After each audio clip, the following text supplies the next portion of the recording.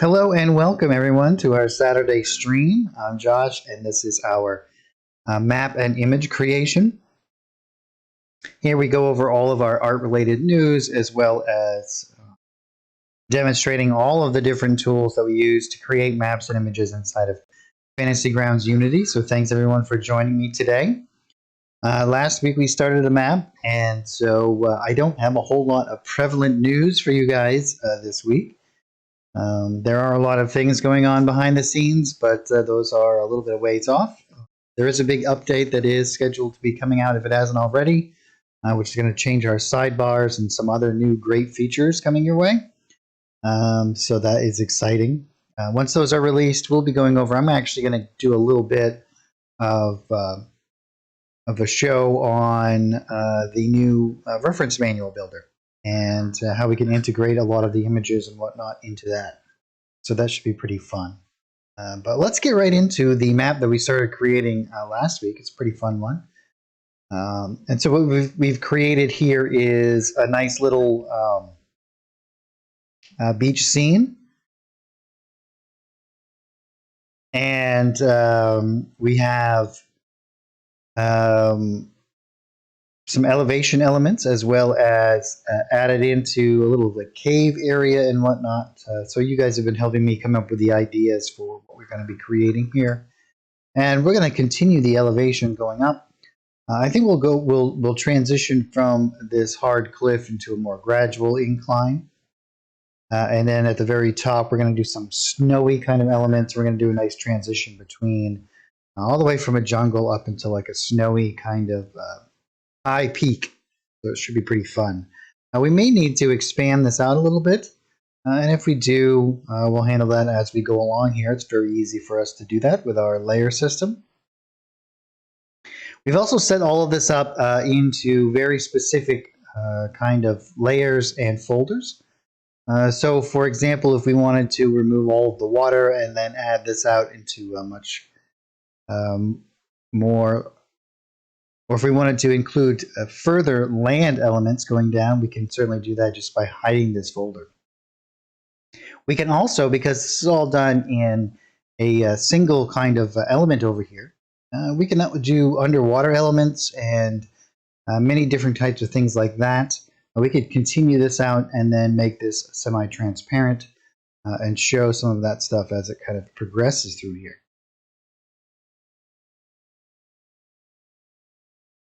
So all of those things are kind of optional. It's one of the great reasons why you want to keep everything kind of organized. So for example, we have our cliff all as one element. So that any time that we need to work with this. So we could actually, depending on how we wanted to set up this system, but we could build out our little cave right in here, and then once we hide these elements, you would have access to that cave. And so there is a whole lot of different types of functionality that we can kind of do here. And we can actually kind of set up. So here we have in the cave area here, we have this little bit of a shadow that's kind of coming out from underneath. We could actually do that with a dark light. If you guys are unfamiliar with this in our lighting system, you don't have to actually create lights with it. You can do all sorts of different things. So in that lighting system, you could actually do that with a dark light and have it attached to the cliff system. The only disadvantage to that is you'll have to set up some line of sight here to kind of block it from shining it up over the edge, but it is totally able to be done. But let's kind of continue on here and move through all of this creation process. So we got a lot done, and I showed you guys last week how to create lots of different types of foliage quickly by duplicating layers and moving them around, and how we can interact with that. So coming out this month will be an additional jungle art pack. So we'll kind of dive into some of those ones that are going to be released this month as well. So there's a jungle map pack that's going to be coming out this month. And I also realized that we've never done any sort of dungeon art pack, so we'll be releasing one of those in addition. And we could probably use some of those elements today. We're also going to be creating our cave system. Depending on time, we might do some underwater elements as well. I'll show you guys how you can kind of do that. We've done that in the past, but it's always very fun to do. We can do lots of cool things. And then we'll maybe do a nice little kind of transition here.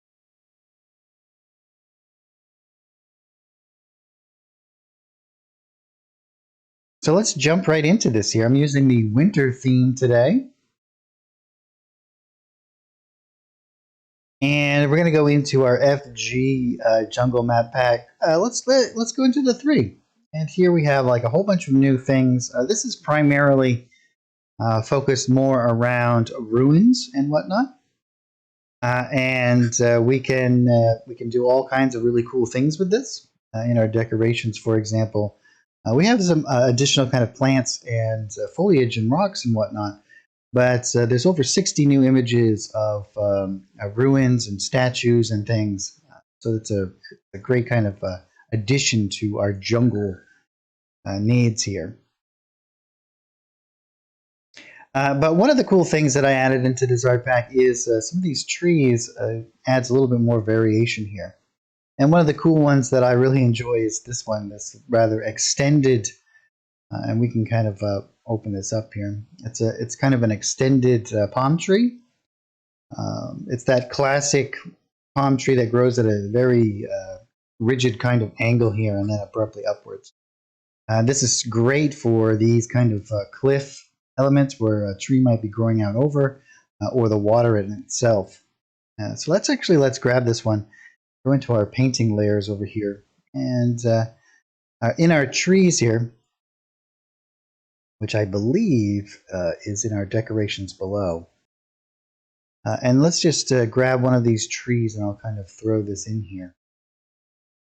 You can see this is a little bit different of a art style, not art style, but different type of palm tree than these other ones here.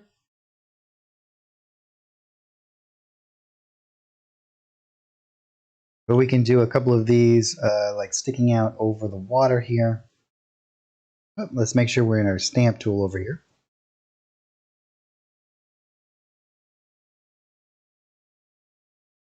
What I'm actually going to do is I'm going to take off my aspect lock ratio.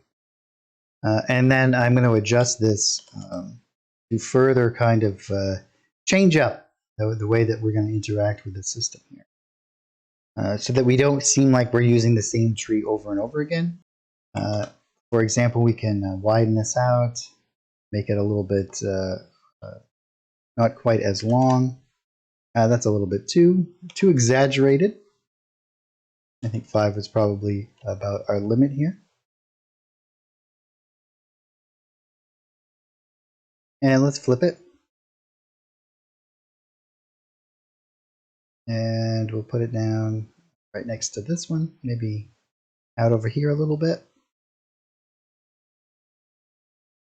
And then we'll grab some of these additional ones.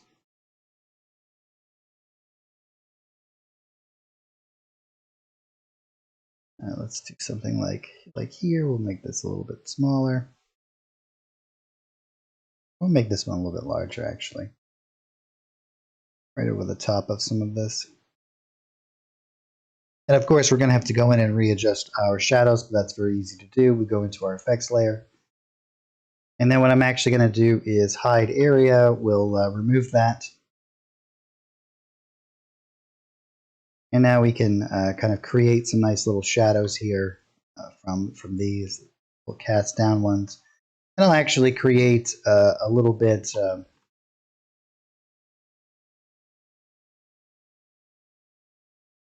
from our trunks as well. We don't have to be very exact with this. This is a nice little way that we can kind of interact with the system. But one of the things that you really don't want to do is try to make things seem too perfect.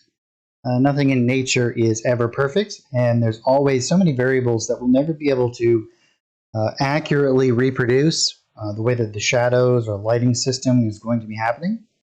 As you guys know, that there'll be like clouds or whatever is going to be happening that's going to interfere with these systems.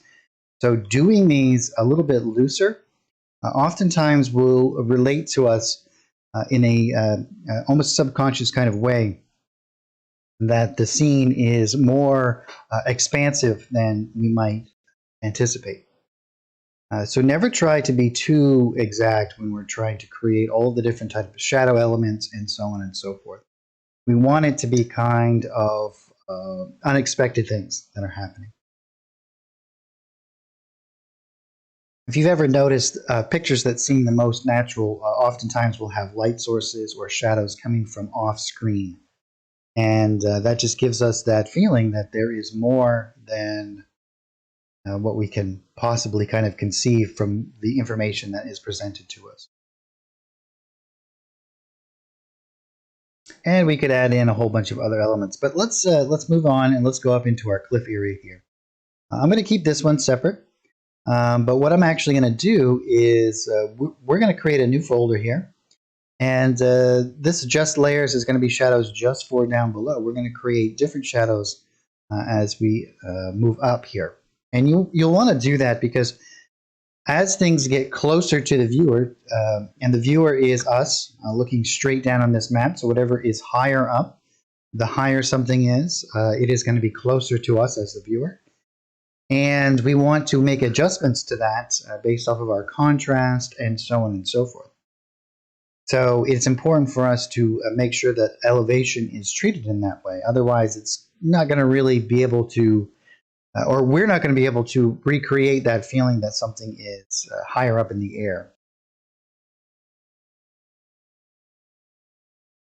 So what I'll do is I'll create a new folder, and I'm going to drop this down below, and I'm just going to grab all of this stuff. We'll leave the ground out of it, and probably the water too, right? Like well,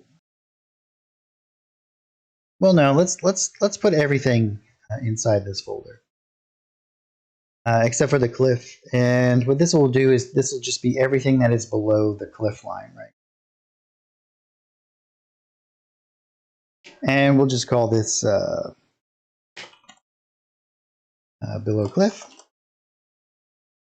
And then we'll have our cliff line, and then we'll create another folder on top of our cliff, and it'll just be everything that's above it. We may want to even divide that up into further sections.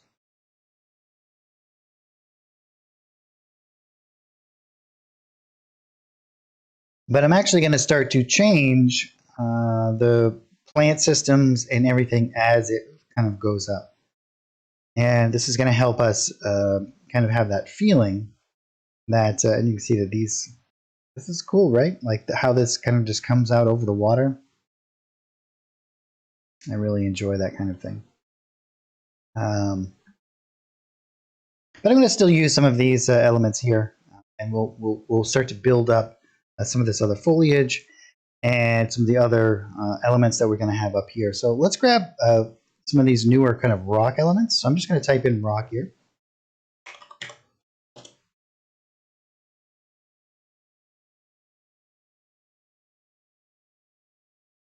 And I'm going to keep this all on the cliff layer. I'm going to pretend like this cliff layer is actually much like the ground layer that we often start off with. As it is, it's like a new ground that is just a little bit higher up. And this is where we're going to start to build up our, we can add in other elements obviously, but this is where we're going to start to create our, that feeling of elevation. And we're going to try and do a more gradual kind of slope at this point, right? We have this abrupt kind of cliff. So here, this is going to much slower kind of transition. So we're not going to have this hard line anymore. And the way that we're going to create that is we're going to do it through shadow and how we layer our assets.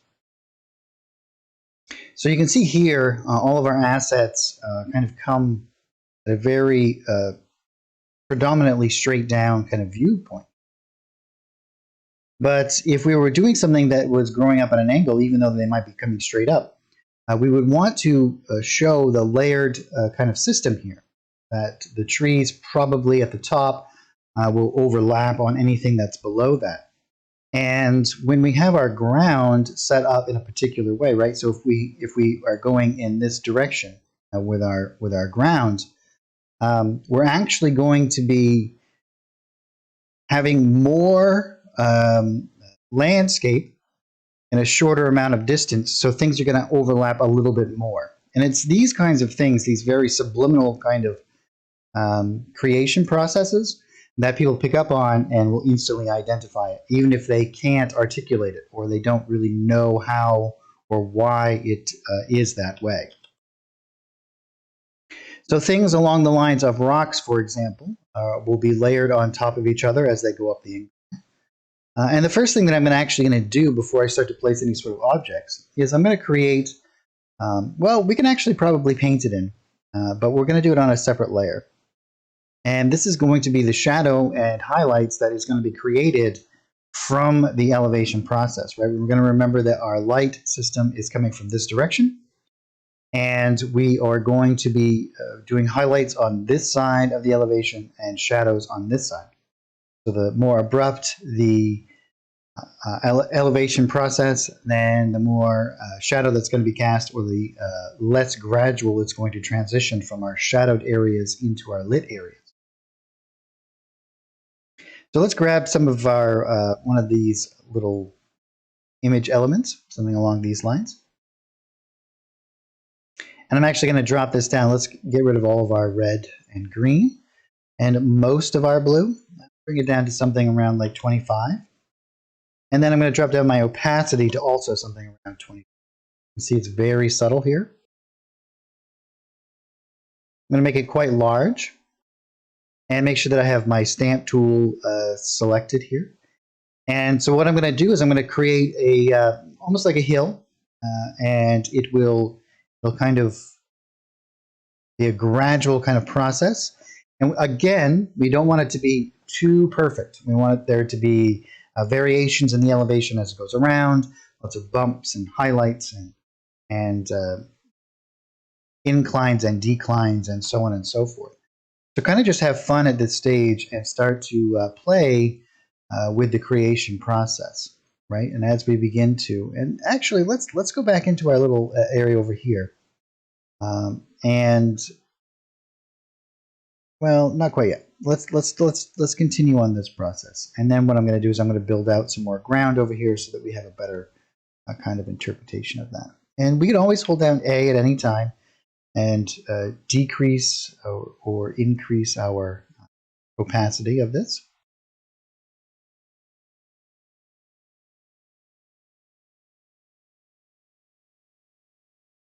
And I can always come back into my eraser here, and let's just back this off a little bit.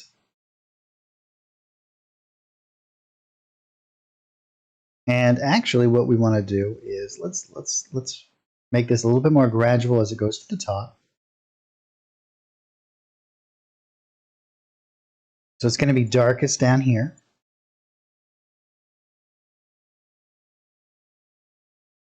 We might have a little bit of a flat area here, but you're still going to have a cast shadow from the elements that are higher than it. And now we can take this tint here and we can move it all the way over. So we have this a little bit of a lighter kind of element here. We can do exactly the same thing on the other side. And this is actually going to create us a little bit of a highlight on this side. And so we're going to do exactly the same kind of thing here.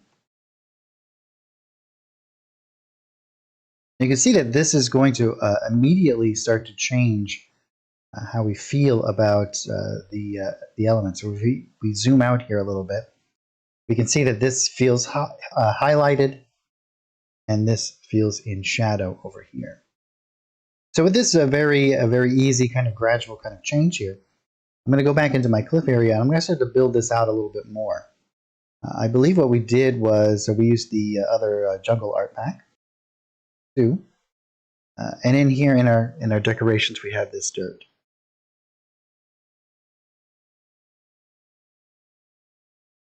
Maybe not. Let's see if I can remember where we got this. We can probably go up here and just type in dirt. And we'll get a whole bunch of different elements here.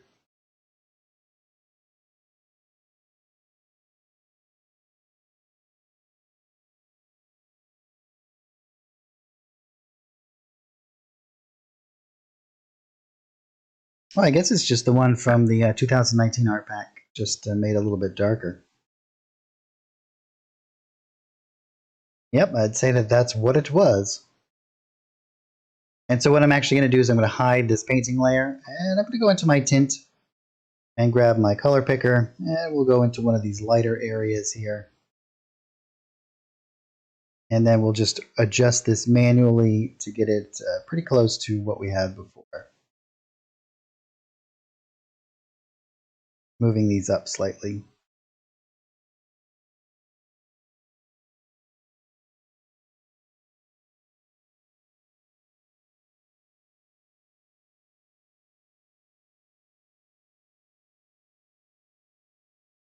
Let's see, it's probably going to be like 130.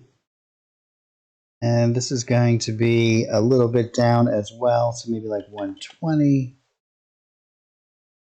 And then we're going to have a little bit more blue in this. Yeah, it's pretty close. I think that'll be close enough. And then I'm going to drop down my opacity. We'll do like 150. And I'm going to make this quite large. And we'll turn this layer back on now. And I'm just going to stamp out some additional little elements over here. And I'm going to rotate this a bit as we do this. And the reason why I'm going to do that is I don't want it to feel like it's too much of a repeating pattern. You can see with this additional ground elements as we begin to build this out, we're going to further exaggerate the way that this is interacting with our shadow system here. We're going to be able to expand on this here.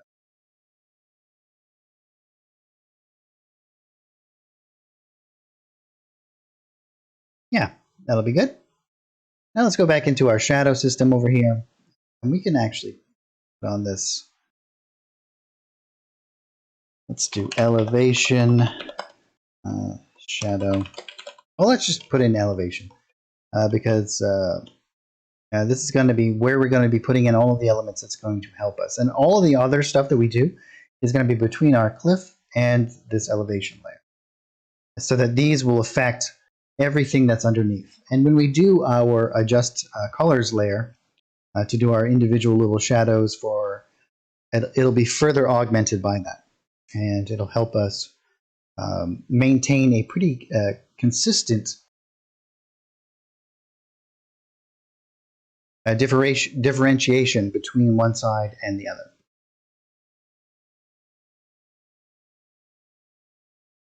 So I'm going to go into my color picker and let's do our shadow side first and drop this down to like 25 and do like 15.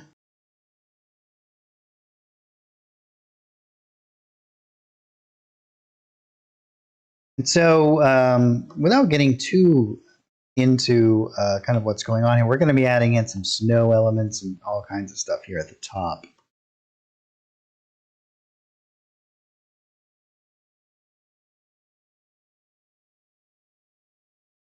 And let's make this a little bit more gradual. And this is a little bit too much in here, but we can just go into our layers tab and go into the color picker for this entire layer. And we can adjust the opacity of all of this. You can see we make it much more subtle. And this is additive, right? So whatever we've done with our individual elements, we can further augment in not only our elevation, our folder system, but also in the layer system as well.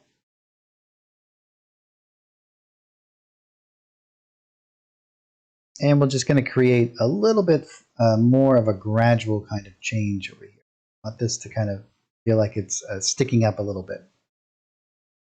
And without getting too into the way that lighting's or how to do lighting on an image, you should know that your highest shadow is going to be near where it's going to be transitioning into the light.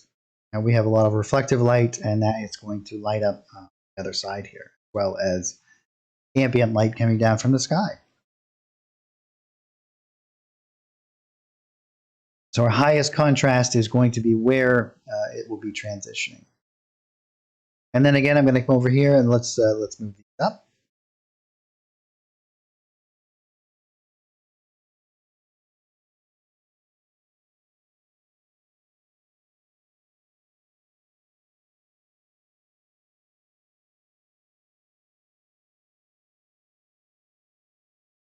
Great. And now you can see we have this feeling that this is a little bit higher. We got light on this side, and then this is all in shadow over here. If we zoom out, we really get that feeling that there is elevation there. It's a little bit difference between what's below and what is above. And we can adjust this as we move, as we feel, as we see it needs to be adjusted as we create different elements inside of here.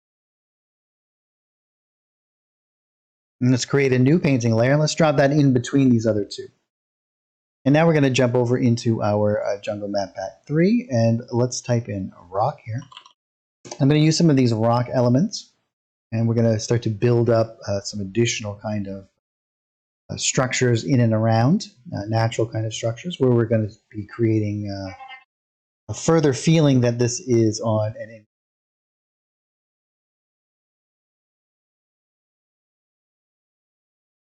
They have some nice, cool little new additional like rock formations, like these flat ones, and so on and so forth.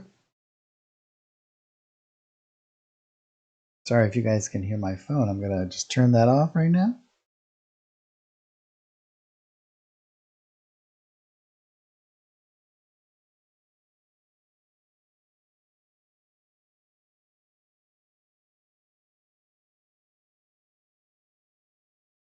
So again, what we're going to be doing is we want to make sure that we build this lower level and then work our way up towards the peak.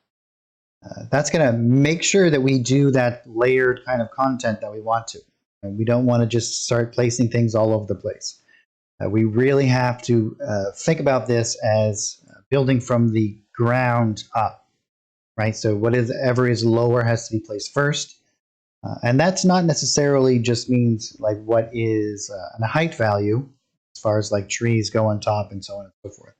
But that's in all of our creation processes here. So all of this original kind of ground terrain that we're going to be creating here, we're going to be placing all of the things along the cliff first and then moving up as we go. So let's start to create some of these elements. You can see that all of this elevation, shadow and whatnot is going to affect these systems that are below. We'll make a little bit of a ledge here. And then we'll put one on this side here too. These are like these large kind of rock outcroppings along this very base of the little area here. We might do some up top here. And again, what I'm actually going to do is let's change the height here. Let's make it a little bit more squat. Maybe even a bit further. And then I'm going to rotate it around here.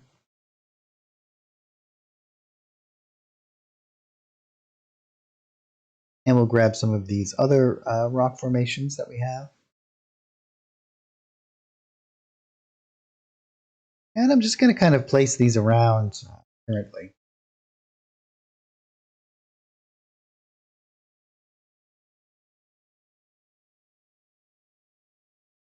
And maybe what we'll do is kind of build up and do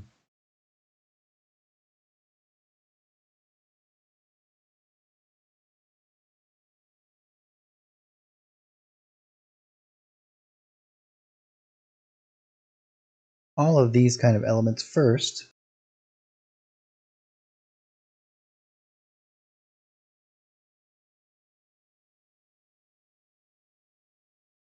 Let's do some that are kind of transitioning between from the dark to the light here.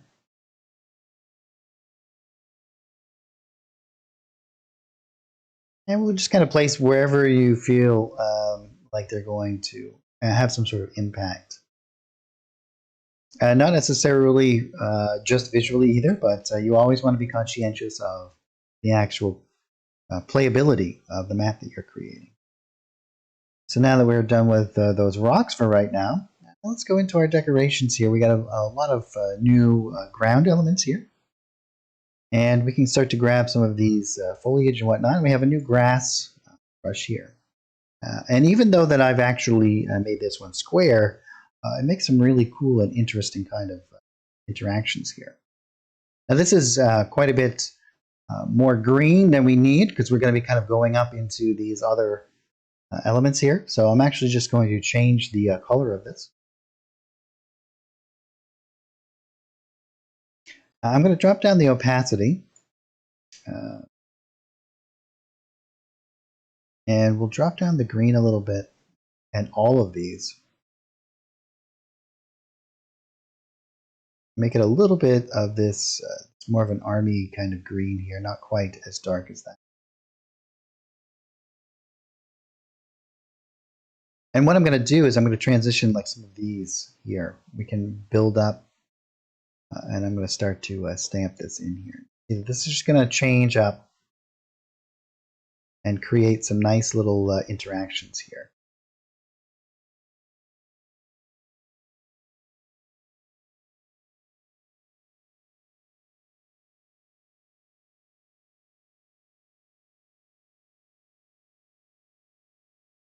I've been experimenting a lot with different shapes that we can use, and I found that this square actually works really well.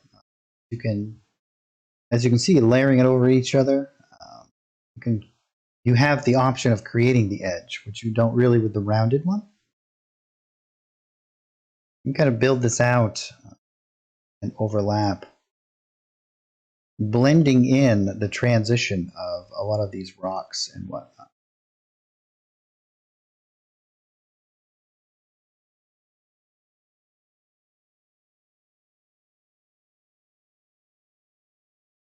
And we can go right up to the edge on a lot of this stuff, right? Like we'll have grass that grows right up to our cliff edge. And because we've already done our elevation change here, you can see we don't have to worry about it. It's going to transition perfectly right underneath that. So we're going to be doing grass down here, and then you'll see what we'll actually do is just lower down the opacity of our grass. And then we'll be able to blend it right up into up here where we're not going to really have much. We're going to transition it right into snow.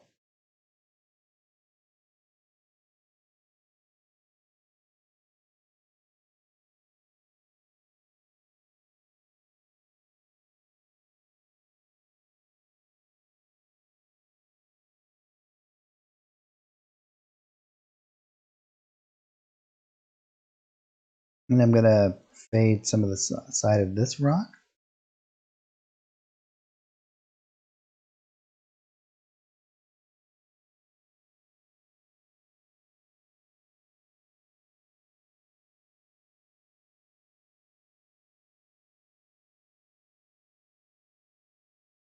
And now I'm going to hold down A and I'm just lower down my opacity a little bit more. I'm going to make this quite large so I can do some nice big gradual shifts as we move up through here.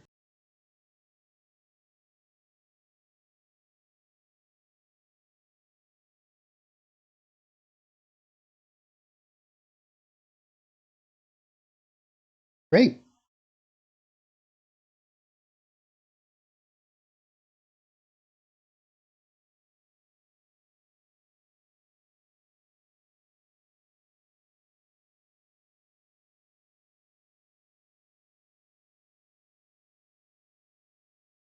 So now we're going to go into our winter art pack.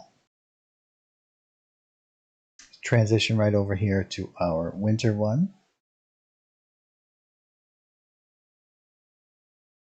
And in our effects here, we have a whole bunch of different snow, but I'm just actually going to type in snow.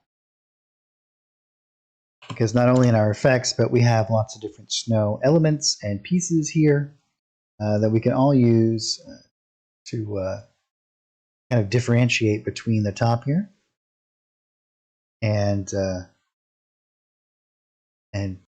build right down into all of the different elements here.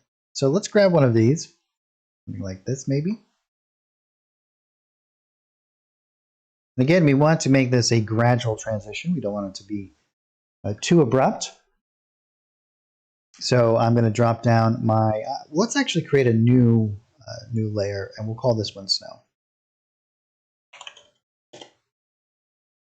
And drop this down on top here. And the only reason I'm going to do that is just in case we want to interact with the system. And this will allow you to hide all of the snow elements.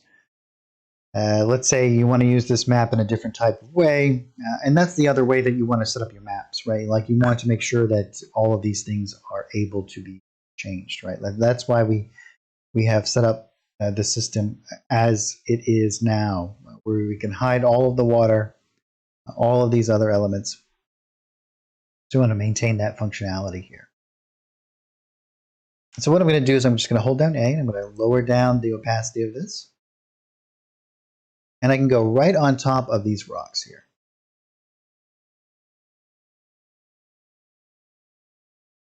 Make these kind of snowy elements. And we're going to be doing a couple of different stuff here. You can see how this really begins to add in kind of feeling here.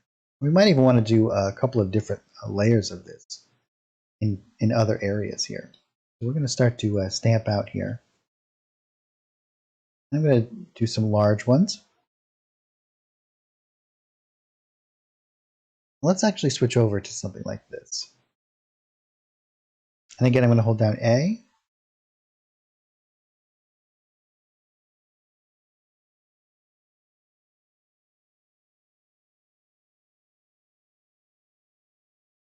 And we're creating our nice snowy little peak here. Let's lower down that opacity quite a lot as it begins to fade out here.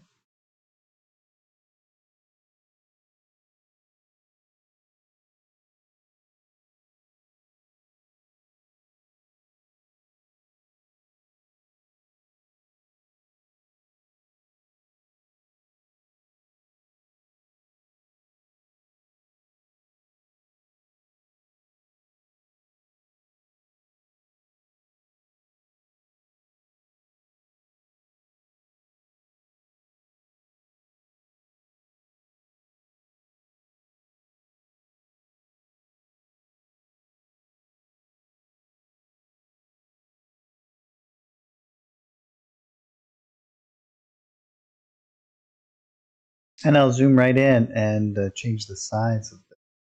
And get pretty close to this rock without interfering with it too much.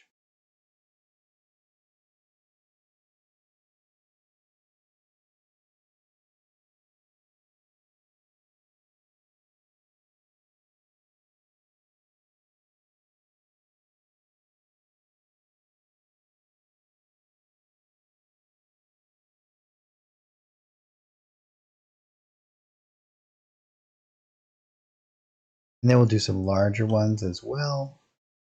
You can see we're really starting to, and the best way to kind of do this is to zoom out, right? Like if we zoom out really far, we can kind of see it as almost like a thumbnail, and that's going to give us our best interpretation of the overall effect. We don't have to worry too much about the minor details when we do it that way. I'm going to lower down this opacity quite low, and we'll do a little bit better of a transition here.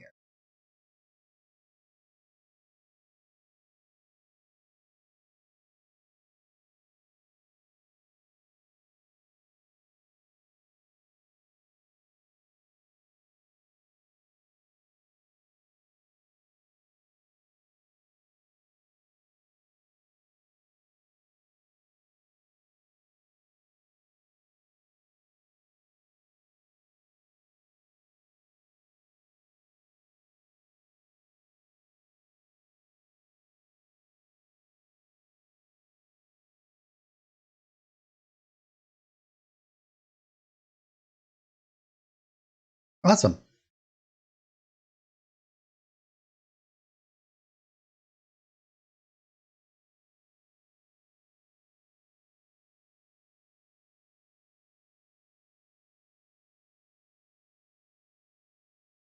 Maybe we'll do just a little bit on top of some of these rocks. Let's increase that opacity some.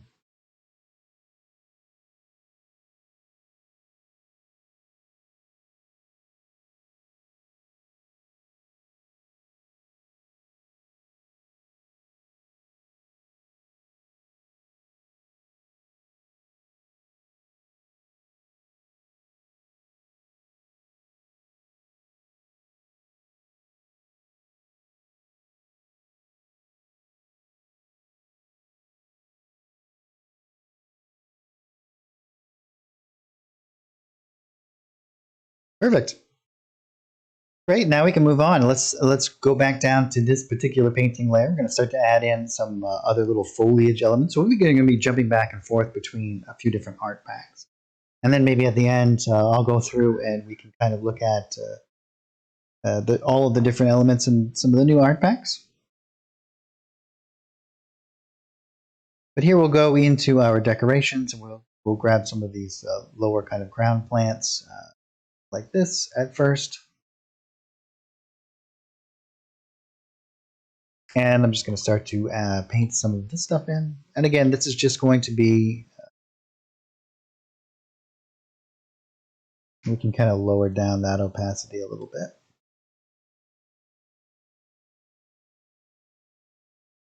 Help to break up some of these. This is like a little bit of a texture here. And we can kind of lower that down as well. Add in a little bit more variety.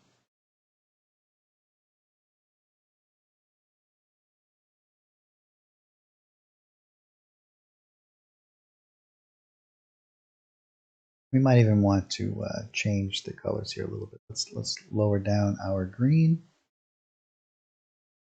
our blue.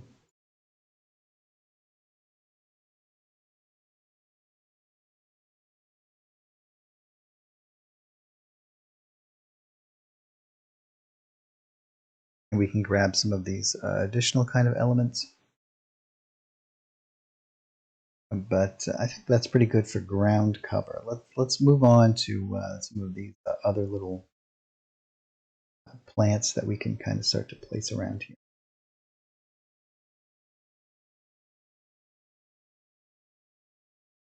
And I think let's create a new painting layer. We got to start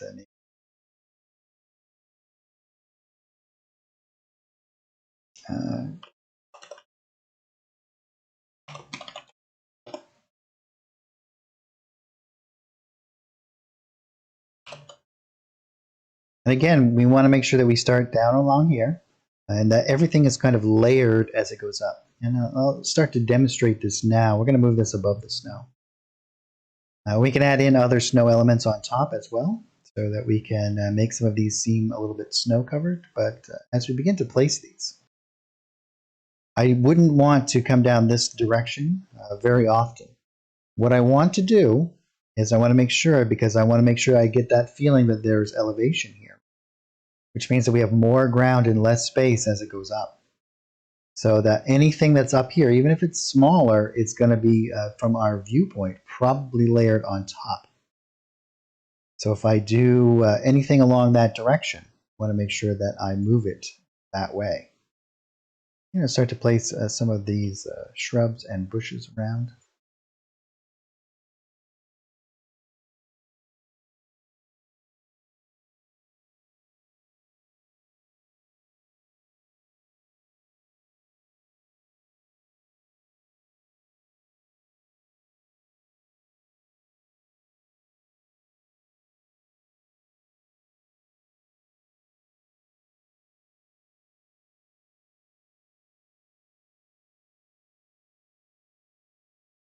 And again, once we add in our next little pass at doing our incidental shadows, cast shadows, we will really start to pop some of the stuff out in this higher elevation area. You can grab some of these other plants. Let's go over to doing maybe like ferns and stuff. We'll go back into the other. Actually, let's go grab some of those first. We can grab some of these. Nice little ground plants as well.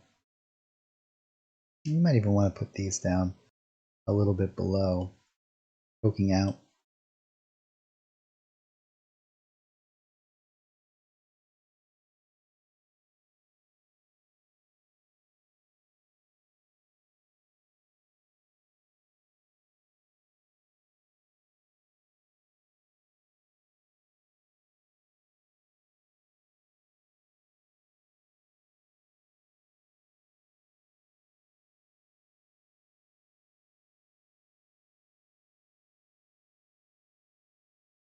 And we're going to start to move away from some of these tropical kind of things. So let's go. I think that there are actually a couple of nice little ferns and whatnot. So we're gonna jump into some of the ferns in the map pack 2. Let's grab some of these ones that have variations in colors and whatnot.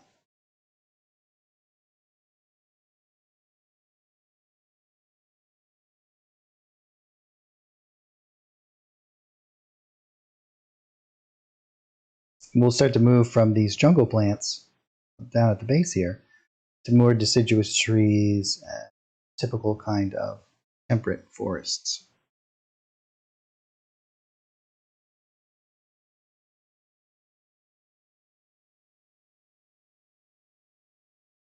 The other thing that happens with plants as elevation increases is they decrease in their size.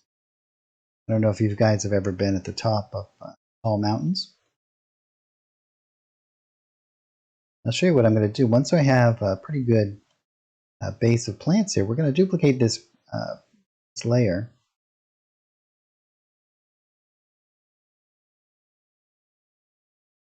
Well, maybe we won't do it this time because we want to maintain that, as I said, we want to maintain that everything that is towards the peak overlaps what is beneath it. So another layer may not work as well in this scenario.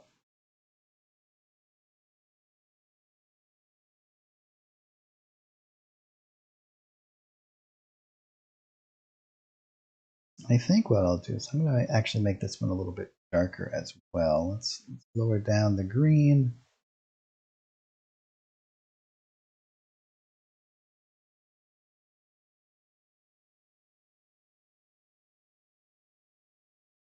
Yeah, maybe something like this. Yeah, that might be a little bit too dark.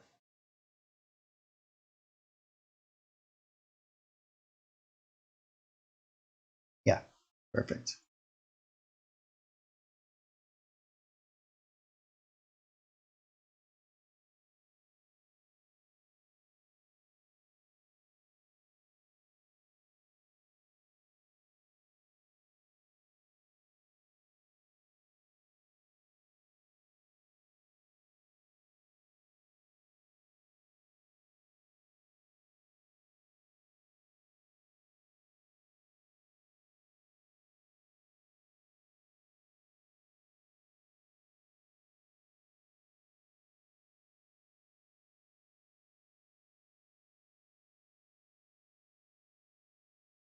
Now if I just type in tree here, we'll give it a moment. Well, let's look at some of the trees that we have available to us. We can actually do some dead trees up there. We have some pre-created trees already covered. We'll do some evergreens as well.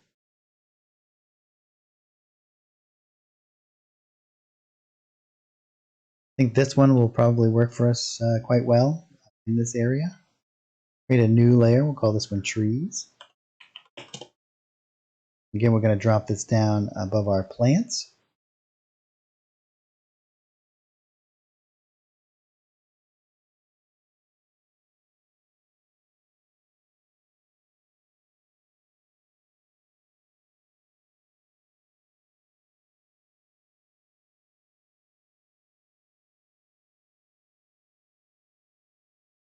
I think what I'll actually do is go into my elevation and just drop down the opacity of this a little bit. Well, make it a little bit more subtle.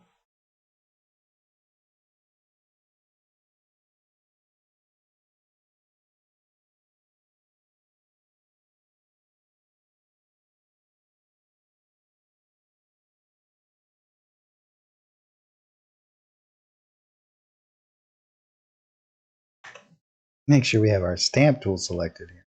I'm going to layer a couple of these over so we can get some nice clusters of like tree growth. We might even do some that are kind of like out and hanging out over the edge here.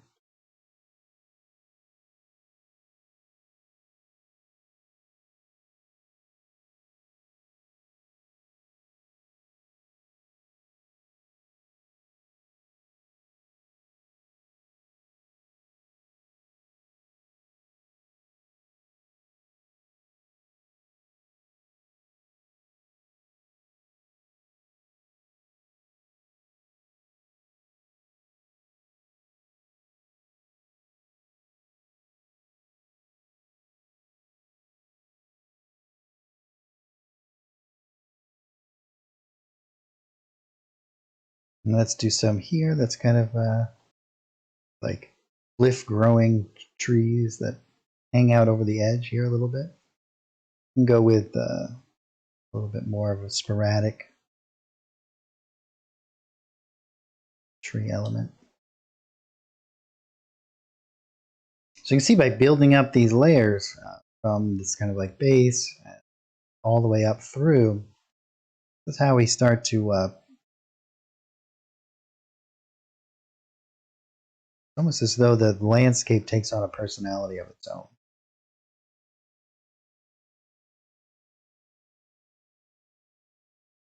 We'll do some here, and I'm going to start to transition up into some snow-covered trees as well. But let's grab some of these like evergreens.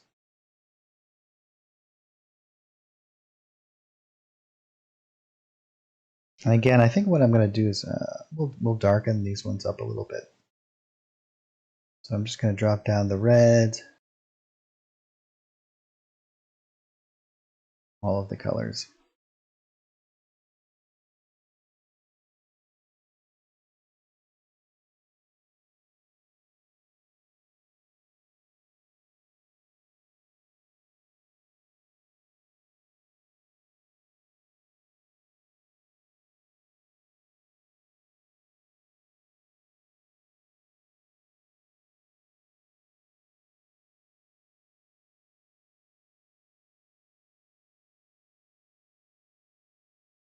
I think I'll actually come back in and add in some additional ones like these kind of layered on top, right?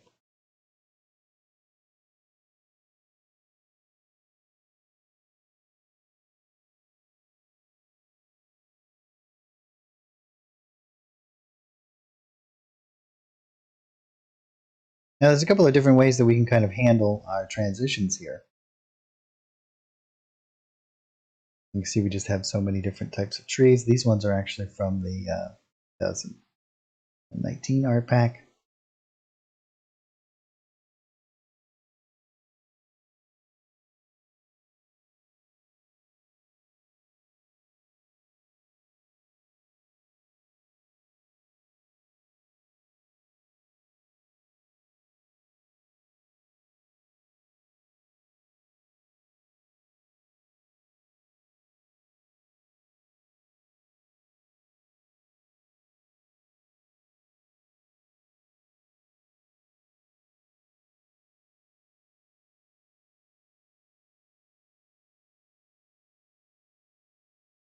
Lots of trees and things.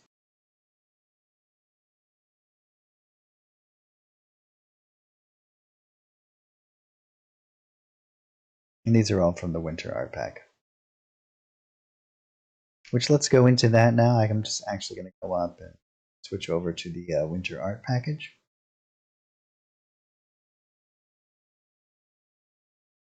And we can go into our decorations, and I'll just type in tree. And so you can see here we have the same tree, but it is in the... And we'll add some of these here at the top.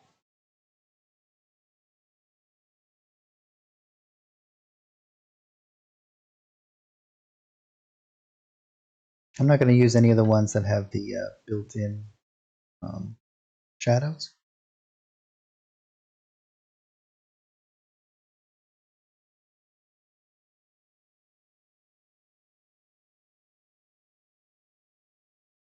What I'll actually do is I'm going to use some of the similar kind of trees, some of these trees in between. We're going to build them in here, and then we'll just paint on top of them some additional kind of more of a gradual snow fade. And we have like some nice little conglomerates of trees as well. You can just kind of grab and use.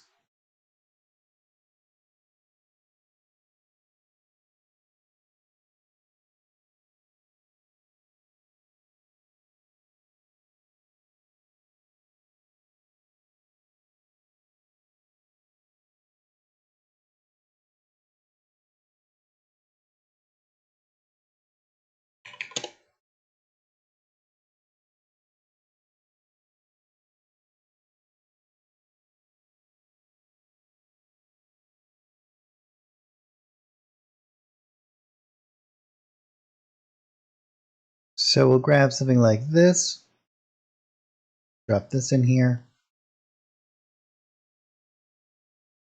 Well, we don't want to do anything that has, we don't want to do any deciduous trees. We only want to do evergreens up at this point.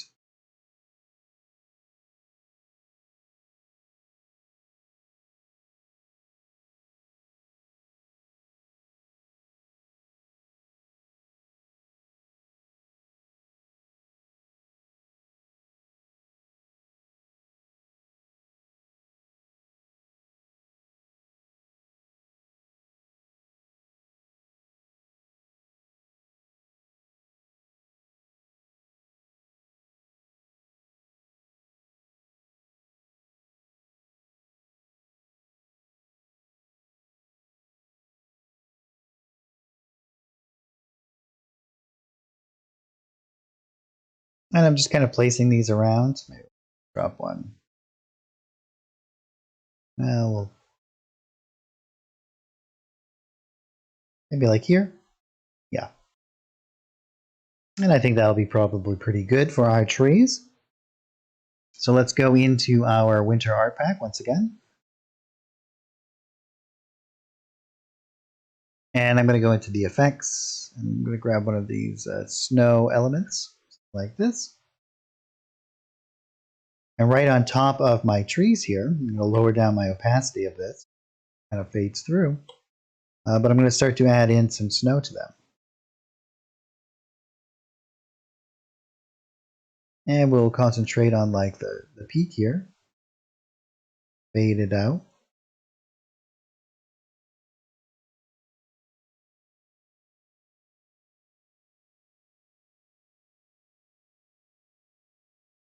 I'm going to make that a little bit less opaque here. Let's lower that down a little bit more.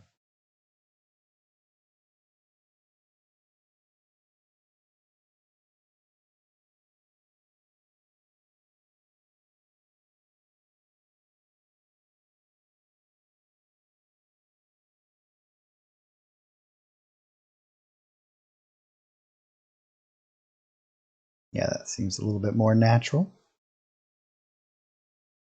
What you don't want to do is cover up too much of the tree itself. So keep these transitions to be fairly consistent in just these larger kind of. And by keeping the opacity low, you'll allow a lot of the shadowy kind of elements naturally included in the image to show through.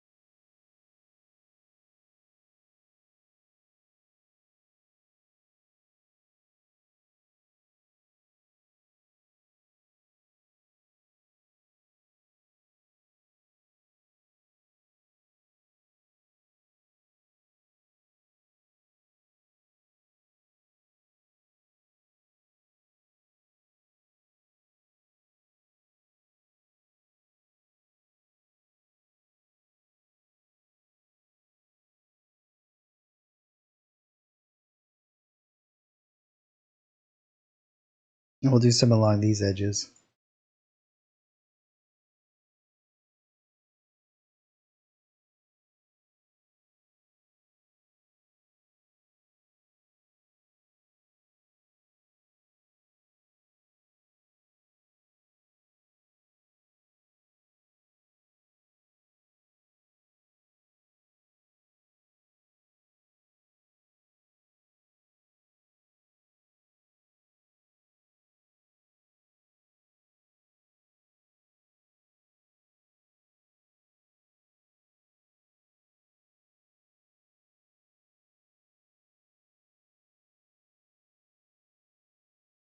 Great.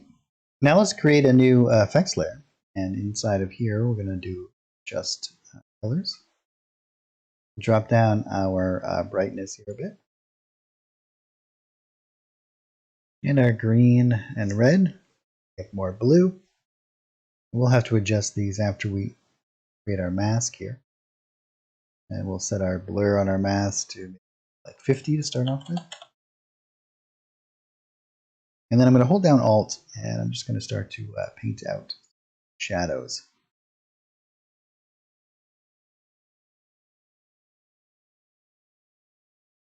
Now we want this to be a little bit darker of a shadow than we have down below.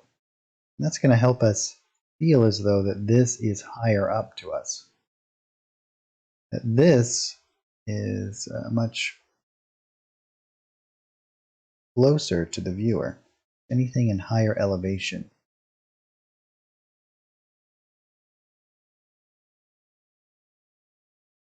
The viewer would be, this is a little bit too dark. We'll have to adjust that.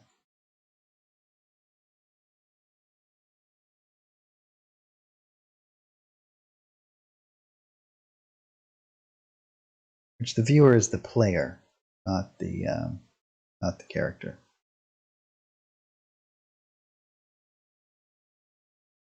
You may want to do a couple of these because these feel pretty good up here, and this down here is too dark, right? So let's do another adjustment layer here.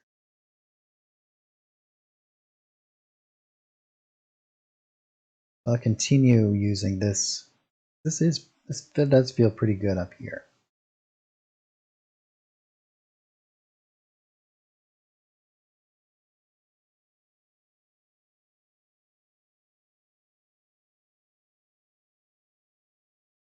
We'll call this top. Oh, we can call it top shadows. And I'll create a new effects layer.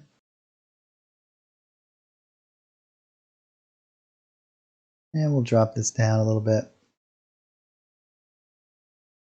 And again, we'll set it to something like 50.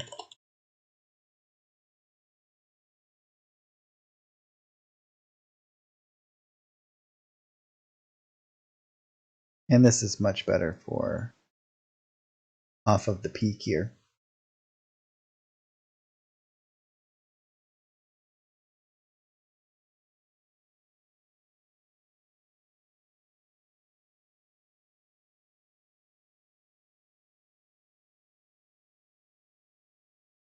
We'll have to drop this down to like 38.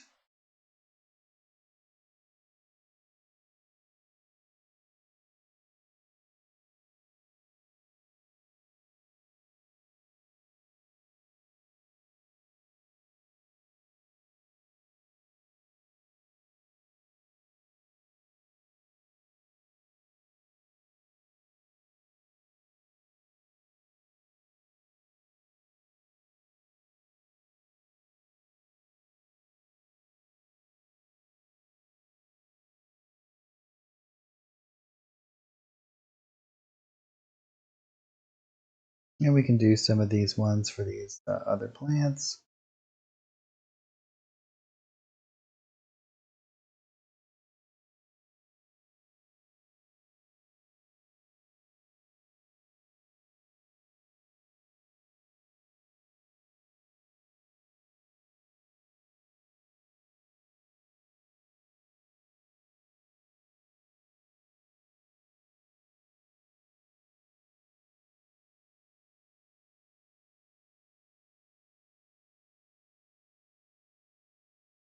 I think we'll blur this out a bit more.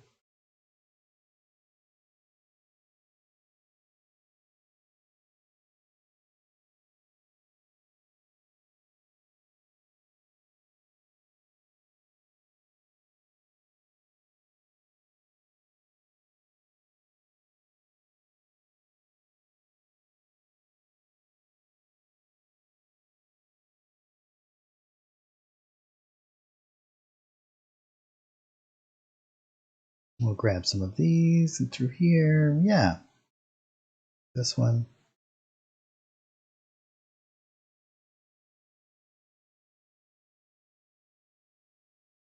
Perfect.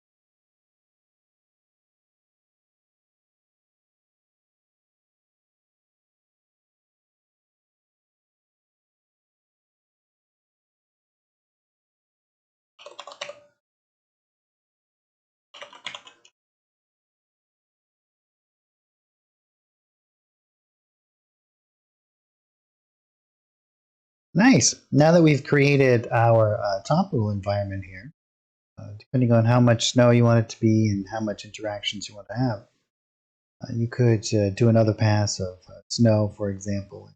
Do a little bit more of a fade going along, but I think that that's pretty good for right now. That conveys what we're trying to do in a pretty straightforward manner.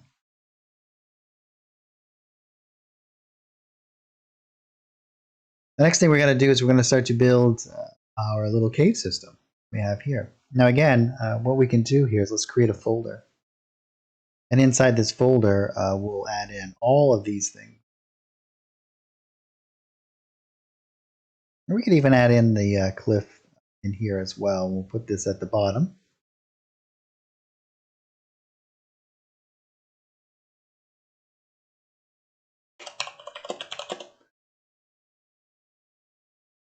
And we'll call this cliff and above. So what do you guys think? Should we build our cave system directly underneath our upper layer here? Or should we do it over to the side? And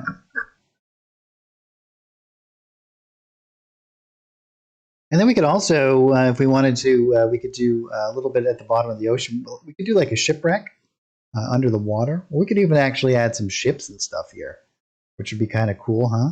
We could do like a shipwreck. Like a great place for a shipwreck.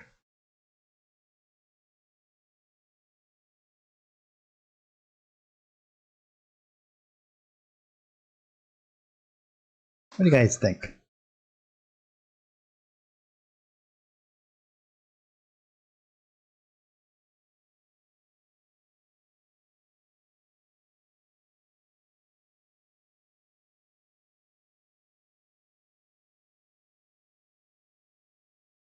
One of the great things about the way the system is set up, see, we can now hide this. And if we were going to be creating a system right underneath, we certainly could. But I think, well, let's do it over on the side so we don't have to worry about any of that kind of interaction. We have it all like neatly organized over here. I'm going to create a new folder over here. We'll call this cave. And this is where we'll put all of our cave stuff. One of the great ways that we can kind of interact with the system is that we can actually move and drag this out. So I'll show you guys a nice little trick that you can do. Let's hide this for the moment. Here we have our cave entrance. And I'm going to create a new painting layer. Drop this right into our cave system here. And I'm actually going to just use a color here. Let's make it red so that we can see it quite well. I'm going to paint out the entrance to the cave and then kind of a brief kind of system over here. We can kind of do in a couple of different ways here, but I want to kind of mimic the entrance over here, or the size of the entrance. And I could actually come into this area here, right? We could duplicate this and then put this over into our other area over here. Not the cliff, but we want to do below the cliff, our little cave. We could duplicate this and add this into our cave system if we wanted to have an exact replica on the outside.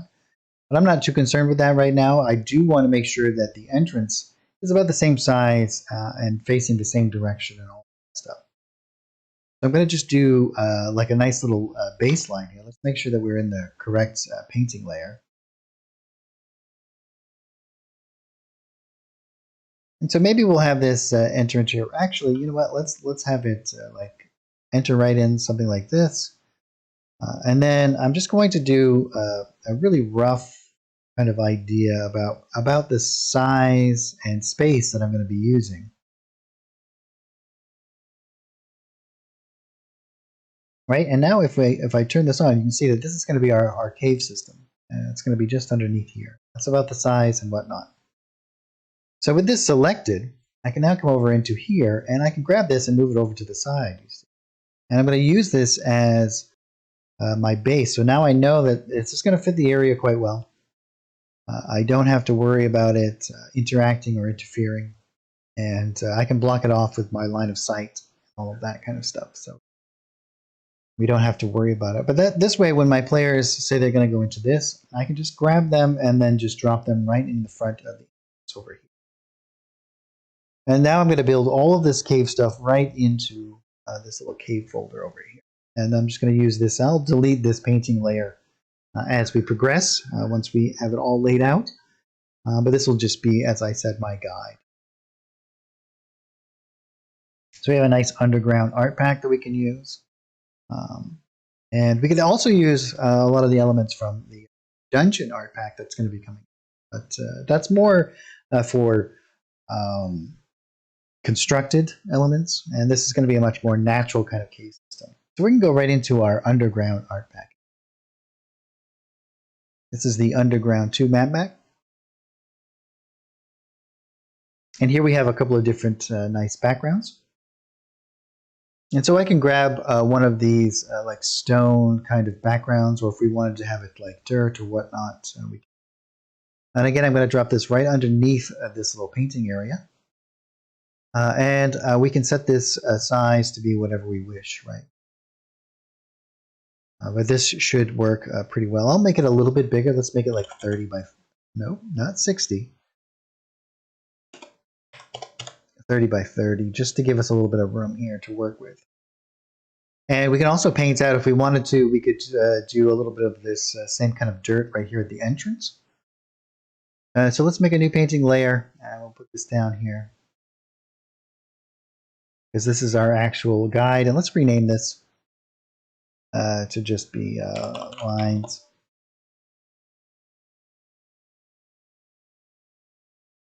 And this is going to be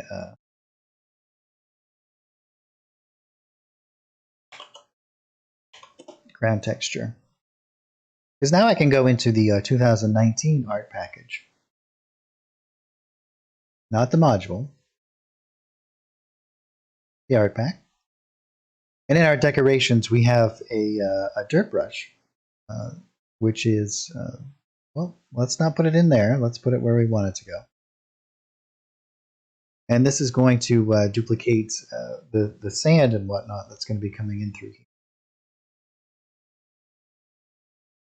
And I'm just going to paint in a couple of little elements. So maybe what happens is the sand kind of comes in, and we'll lower down the opacity so we can blur it out. Gets blown in and whatnot, and then it kind of turns into this rather nice like stone texture.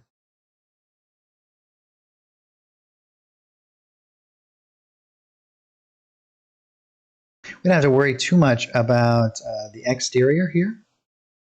You know, we'll be blocking all of this off, but if we want, we can kind of paint out a little area out here as well. I'm just going to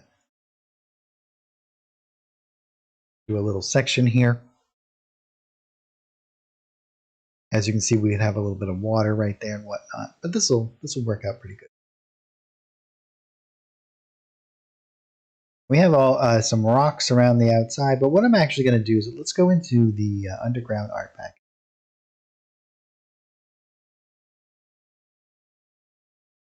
And we have walls that we can just kind of drag and drop, or use the stamp tool, or whatever we want to do, implement. But we also have these brushes, and these cave wall brushes are going to work really well for us. This is going to allow us, make this, it's the original size, 4. Yeah, let's do 2. We can just make it like 5 long, I think. Okay. I might even make it 1.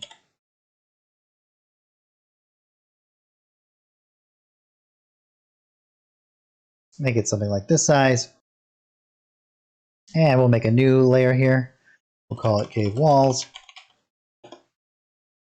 And we'll drop this right in underneath our line area here. So what I'm actually going to do is I'm going to reproduce a little bit of the outside cave here. As you can see here, we can kind of move this along here. And if I want to, I could line this right up on top of it and make it exact, but I'm not that worried about it. I don't really care if it's exactly the way that it is over there. So what I'm going to do is I'm just going to start to paint out a little bit of the edge over here. And I'm going to bring it all the way from this edge. So I'm going to hold down Control. I'm just going to pull it out. And click. And then this is going to be our cave edge, our cliff edge. And then I'm going to click right here about where that is. And as you can see, this will line up. It'll be about the same kind of distance. And then we can start to create our little bit of a cave. Now I don't have to follow this exactly. This just kind of gives me an idea about where this is going to go. And so what I'm going to do is I'm just going to start to click out and have some fun. Create some little alcoves and whatnot.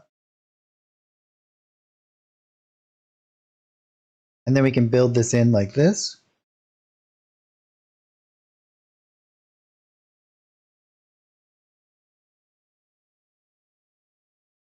And we'll create like a cool little cavern in here.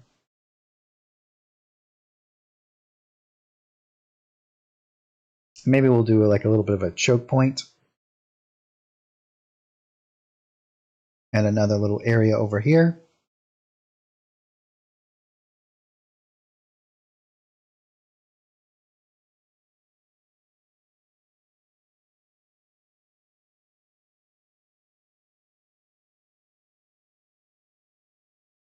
And then I'll just pull this out, and then I'm going to hold down Control.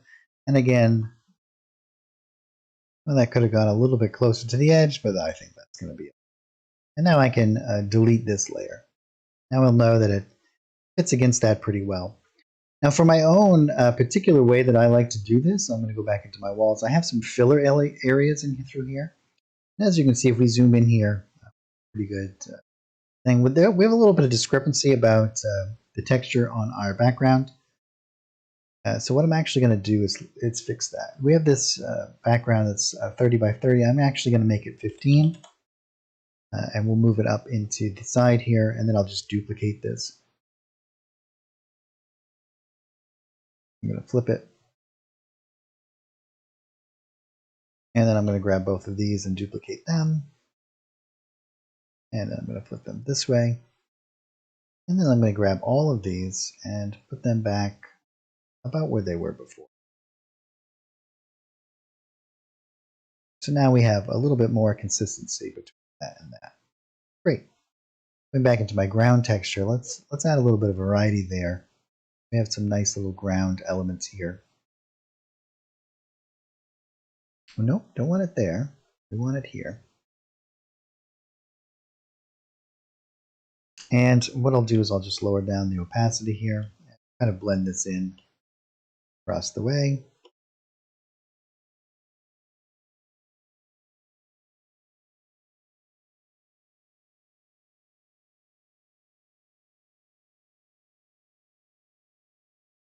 And we'll break up the monotony of stuff a little bit.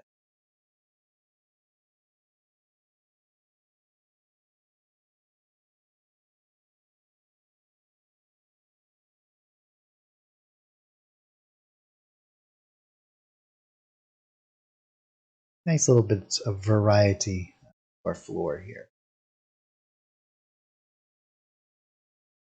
And now I'm going to go into my walls and it's right onto my cave wall section here. Before I go any further, what I'm going to do is I'm going to go into my line of sight, and I'm just going to duplicate all of those layers so that I have all of that line of sight instantly made for me before I add any more elements to it. And again, we'll drop this right in, and I'll do that right on top of walls are. You can see that this is all exactly what I need. I don't have to do any more work for that. So right on top of my cave walls now, I'll go back into my painting layer, and I'm going to switch over to my stamp tool.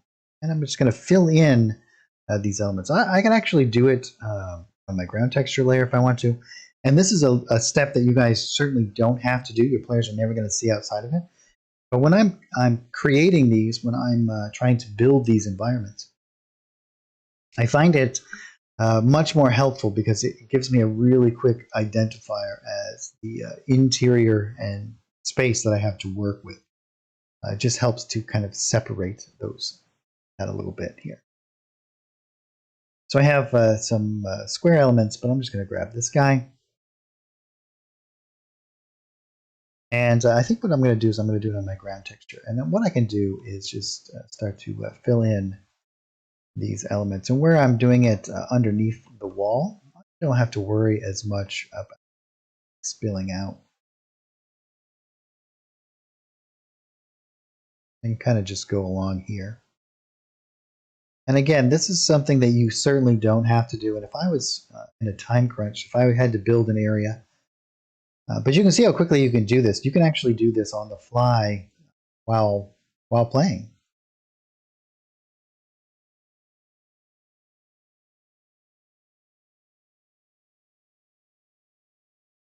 And I'll just add in some elements in here. And you can see that this, well, that one's a little bit too. You can see this has just like a nice little rock texture that kind of works really well to fill in these areas here.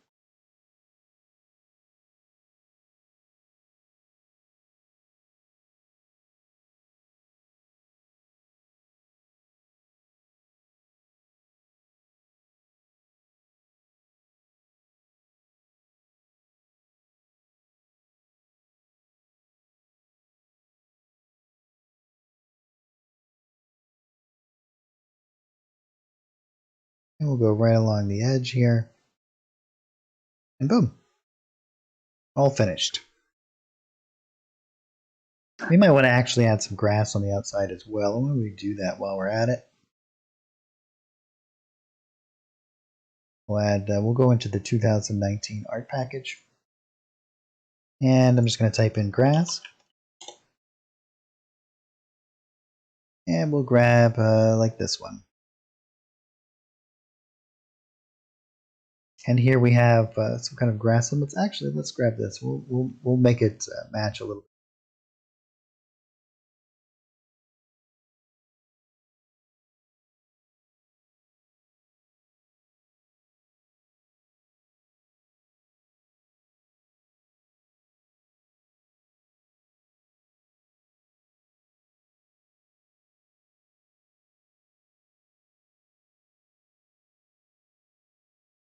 Cool.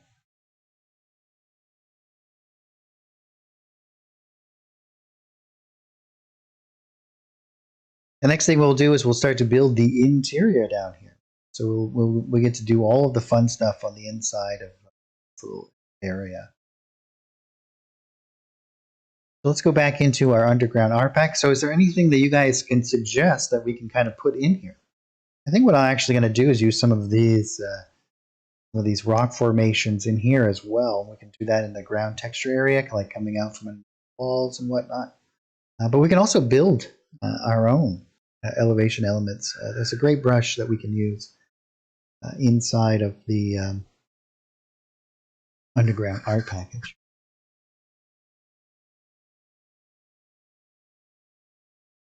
So you guys have any suggestions what we should put inside of our cave here?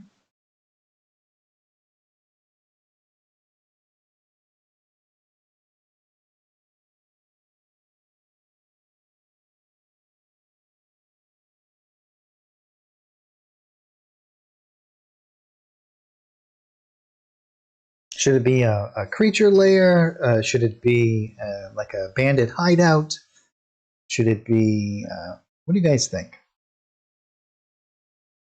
It could be anything. Ooh, a bear cave.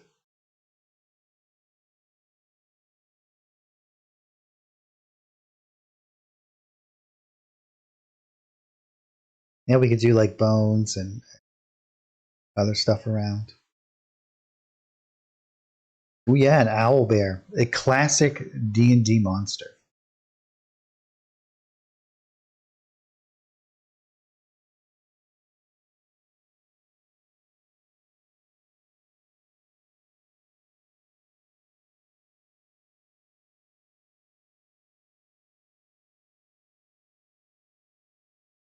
Like mineral deposits, that might be fun.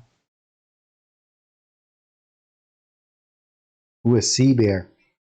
Yeah, like instead of an owl bear, maybe it's like a turtle bear. It's like a big shell.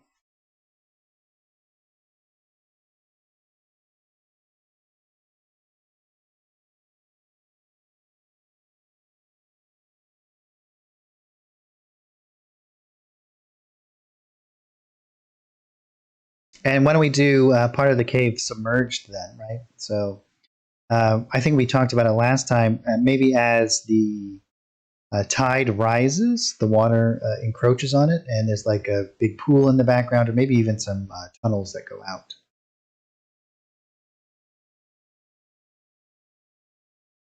Oh yeah, the Turtle Club. So perhaps we'll do that. We'll do some like water elements in here, and dive right into it. Yeah, so we can spend. Let's see, it's about halfway through our stream. So I'm going to take a really quick break. I'm just going to heat up my coffee and freshen it up and get a new glass of water.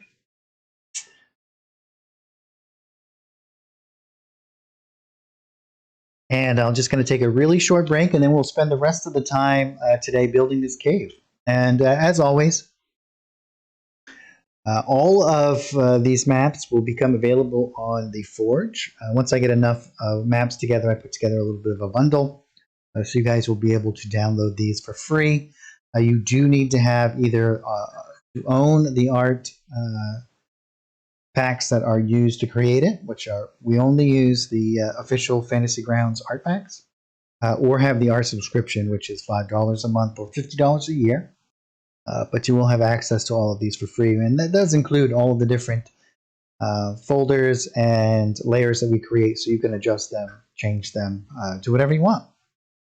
Have complete interaction with them. So great. So I will be right back.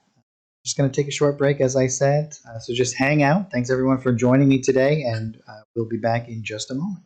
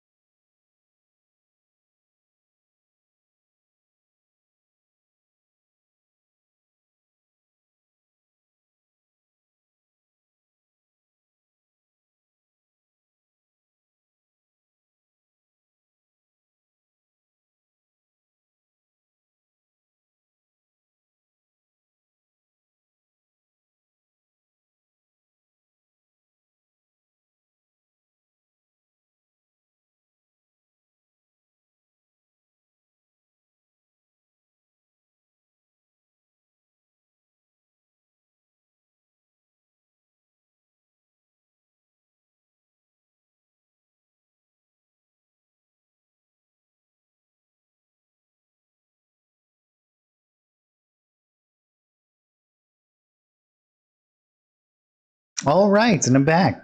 Thanks everyone for hanging out. Short little intermission there. Yeah, so let's continue on our little map creation here. Things are looking pretty good.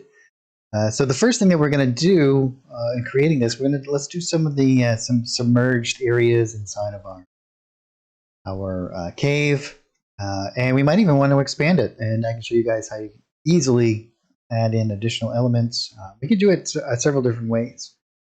Maybe what we'll do is do like further, like maybe a down area. We could even do it underwater, right? Like a complete underwater cave system is further beneath. And then we could even add in some additional elements under the water out here, do a whole water scene where maybe the cave comes out somewhere out here as well. So many fun things that we can kind of interact with here. But the first thing we're going to do is let's create a couple of different elements in here with water. So what we'll do is figure out first, I think we'll do this back area. We'll do this full of water, and then maybe this small little area over here. So just like we did over here, right? Just like we did over here with these water elements, we can do the same thing here. We can add in some additional water on top. We may even want to replace this one and this one with water ones, and then we'll change up how this interacts. But I think what we'll do is layer our water right on top.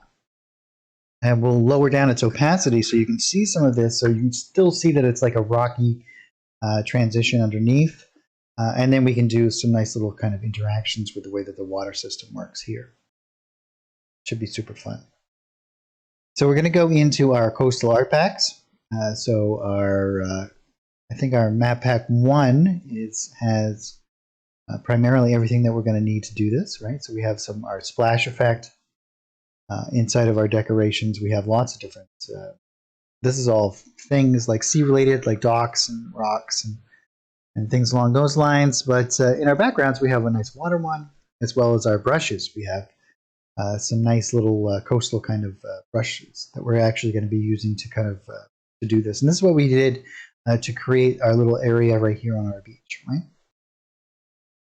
And the way that this one actually works, and if we can zoom in here, or I could actually just like click on it and show you, it's faded on either side. So what I can do is use this as a line tool and kind of paint out exactly what I need for the edge. But I can even actually make this large enough and kind of just fill it right across, right? So as long as my width, let's set this to be like 10 by 10. And I can kind of just paint this right across and then just fill in any sort of elements that I might need. Now the best way for me to kind of interact with this, I think we can do it all just in one pass as we go right across here.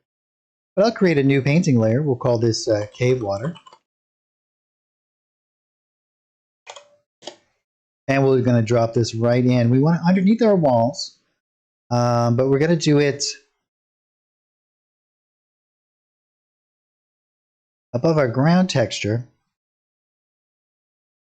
We might want to reevaluate. We might want to change where we did our outer background area based off of this, because this is going to, as you can see, it's going to go right over all of that ground texture. Maybe do something like this.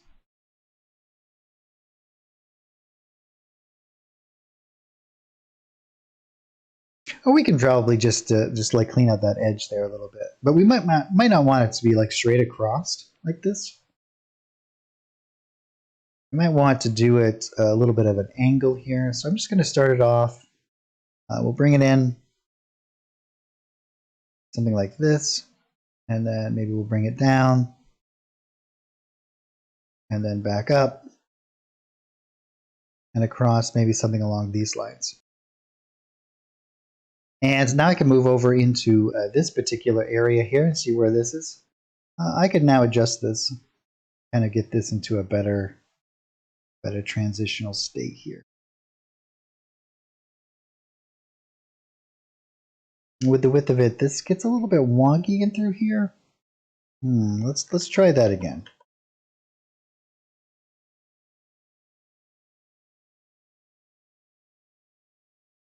maybe it is best if we just kind of do it very like a little bit in, and then we just transition it this way.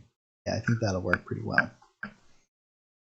And now we can come back in here. I'm going to hold down Control and use my arrow keys and just kind of slide it. I want a little bit of a lip along here. And then what we can do is just go into our layer area here. And I'm going to lower down the opacity. I'm going to actually do this a couple of times, right? We're going to do it at different sizes. But if we lower this on the Layers tab, we can kind of interact with it in a couple of different ways here. And now let's make this 8 by 8, and we'll do another layer, and then we'll make it 6 by 6.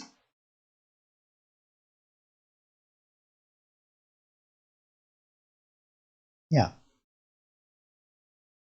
and I'll do one coming this way as well, and then we'll clean up the edge on the outside here.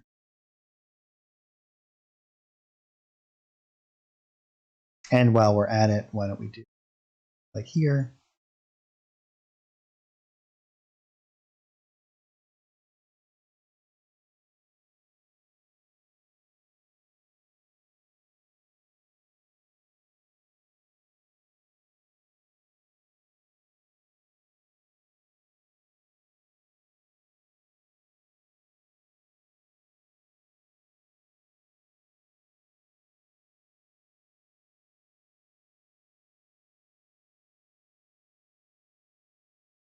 Yeah, like this. Now let's go into our walls, and let's just clean up the edge here before we go too much further. So we're going to go back into our underground art package,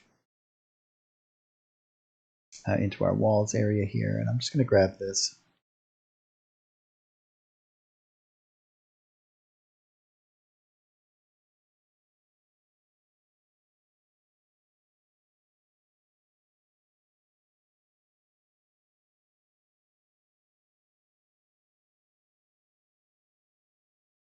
And again, this will never be seen by your players, but I do enjoy having it all kind of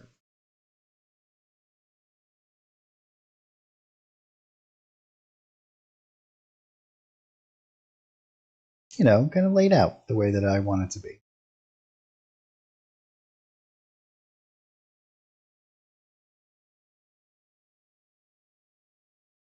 Perfect. Now we have some water elements on the inside here. We can start to go back into the coastal art pack now that that's all cleaned up. I'm going to grab this guy. I'm going to drop down that opacity. I'm going to start to build out a little bit of interaction around the edges here.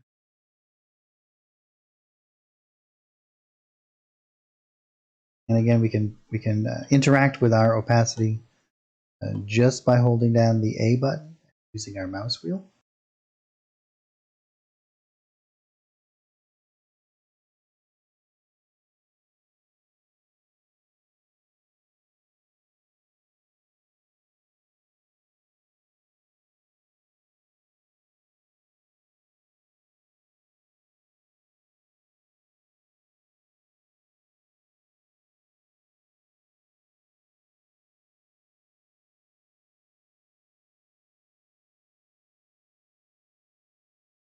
And we'll do the same in here.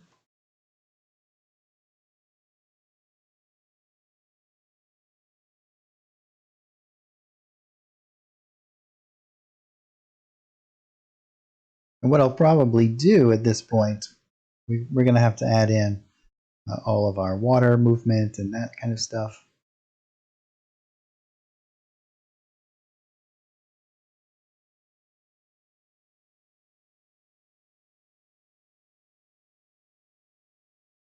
But we can actually start to paint in, we could do some of the ground textures and whatnot. You can see that this kind of feels like there's motion and whatnot going on in there already. More coming from the sides. We can go a little bit extra inside of here because our lighting system is going to drastically change how this interacts. Oh, hey, Jiminy. How are you?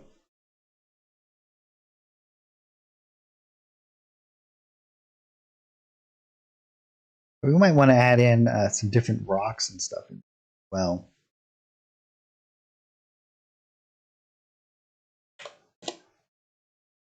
I'm going to grab some of these.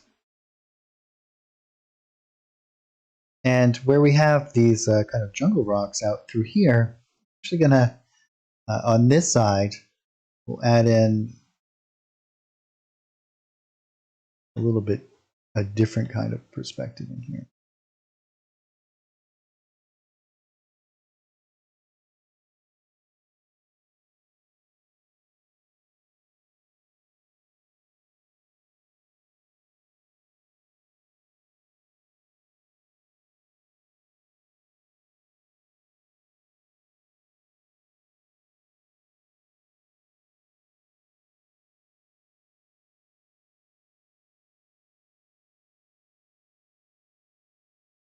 And we can go back down to our water area here.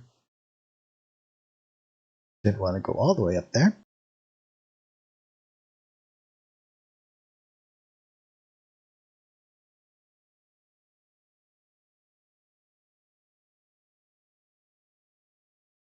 Add in a little bit of turbulence around these rocks.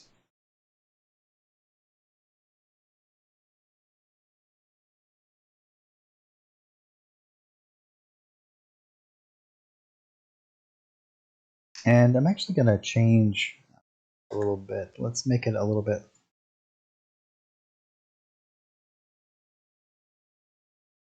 elongated.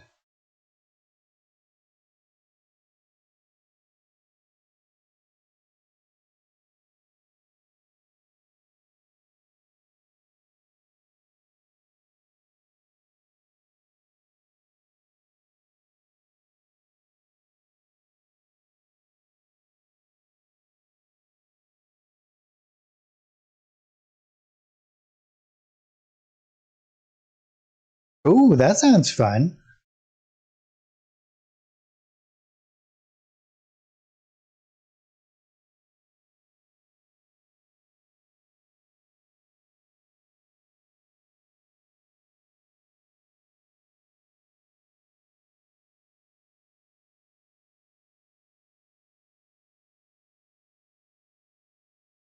Neat. And now, once we start to add in some of these other elements in here, this is going to really start to come together, right?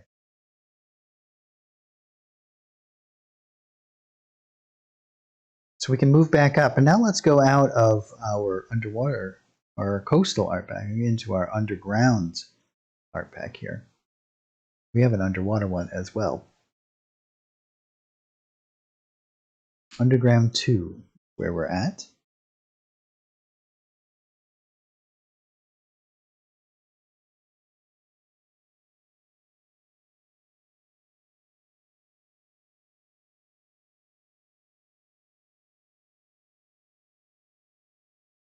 In our decorations, whoop, I still haven't quite gotten used to single click versus double click. We have all kinds of cool elements. We actually used some over here. We did some of these as of these like roots coming out.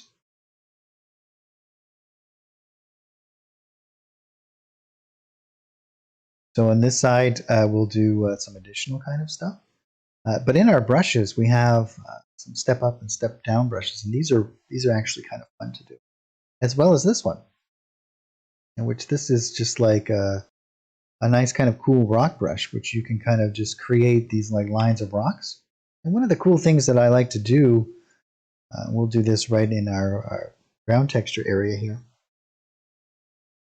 It works pretty well, is we can kind of follow along. Let's just kind of go along the edge here, like poking out from underneath.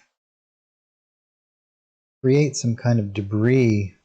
And you don't want to do this along the entire way in certain sections. So a really cool kind of way to do this is you can come out and in as you move around.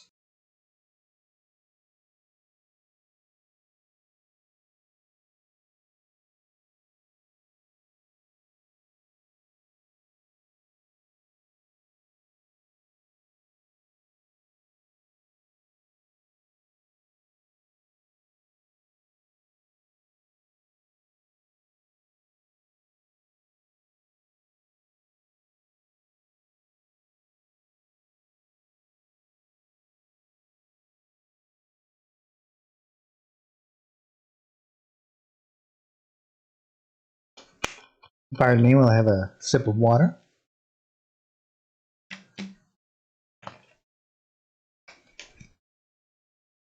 And then we can grab, make maybe like something like this.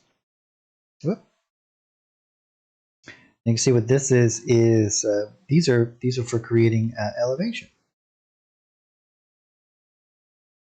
Changes inside of here. And we can do this all really super easily.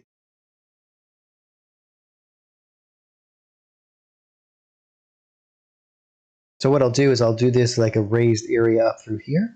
So we can just kind of come in.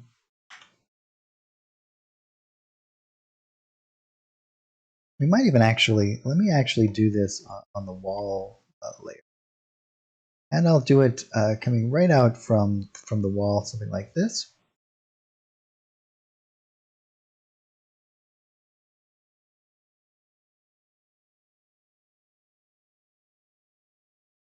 Maybe make it a little bit smaller.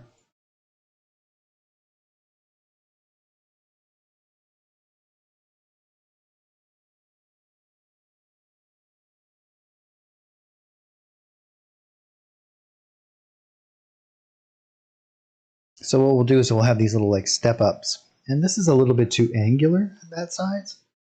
I think what I'll do is I'll just going to start it off and draw it out by holding down.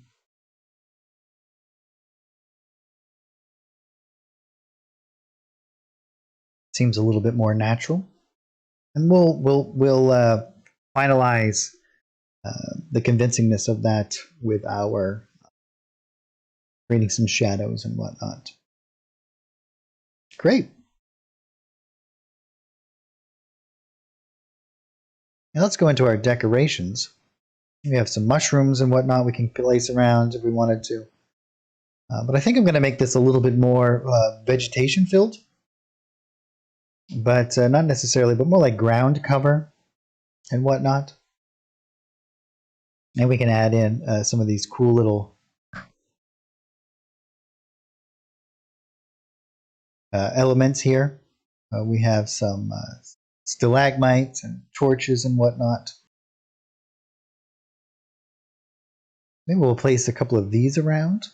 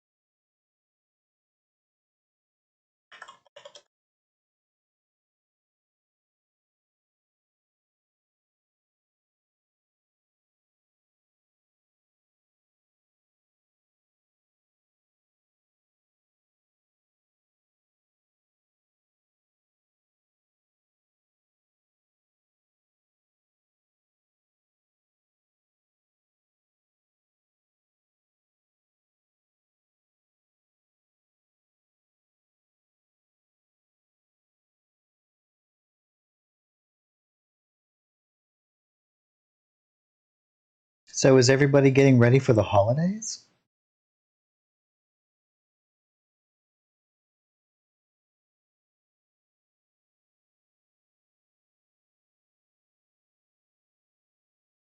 Let's create some more of these.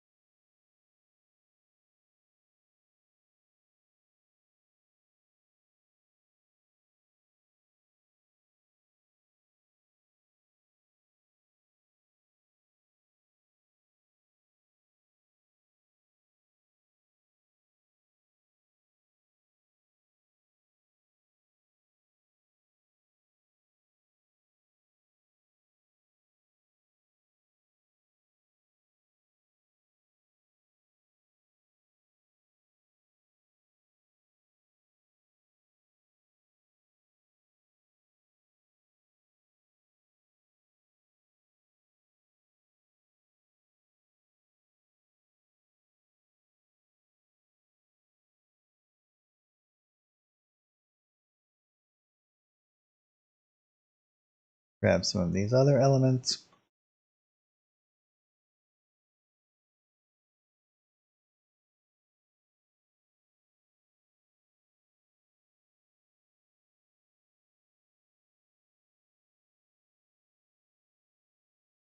Yeah, that's feeling pretty good. And maybe we'll add in some of these mushrooms up through here. And we're going to go down into the ground texture area. Oh no, we can still do it.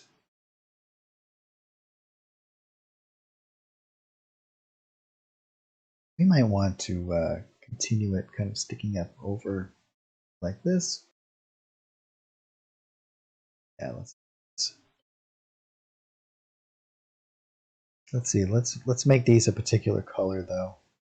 Actually, let's put them on their own layer. And then we can change them all.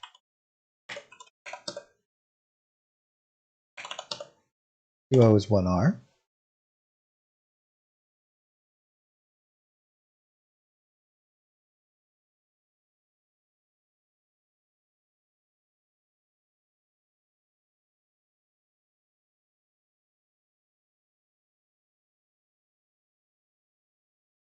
Then we can do like bones and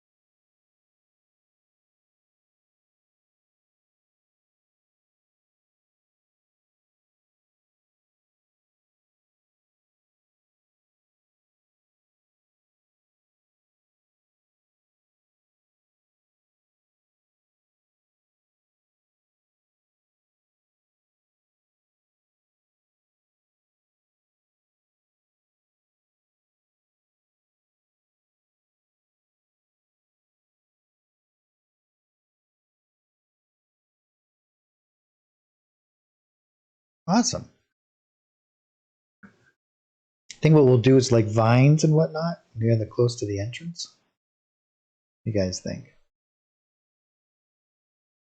We have this kind of like hanging stuff out in the front there. Even add some along the walls on the inside.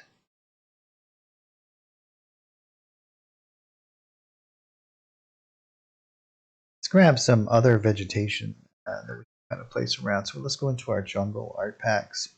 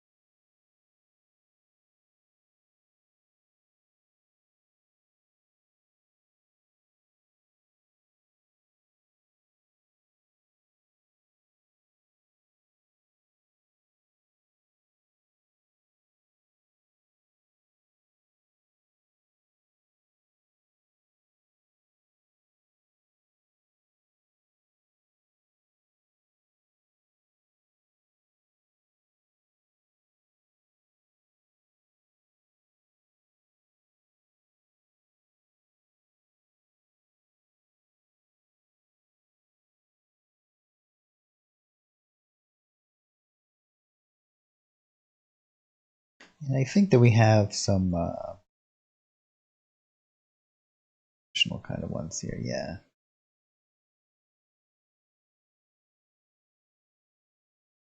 And I'm going to go down into my ground texture. The stuff on the ground.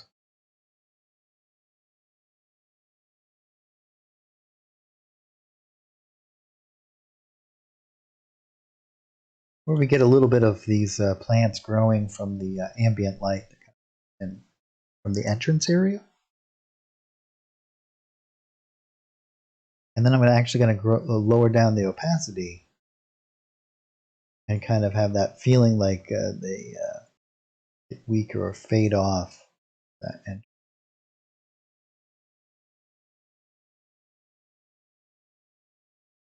we can kind of use it for like a moldy kind of feeling.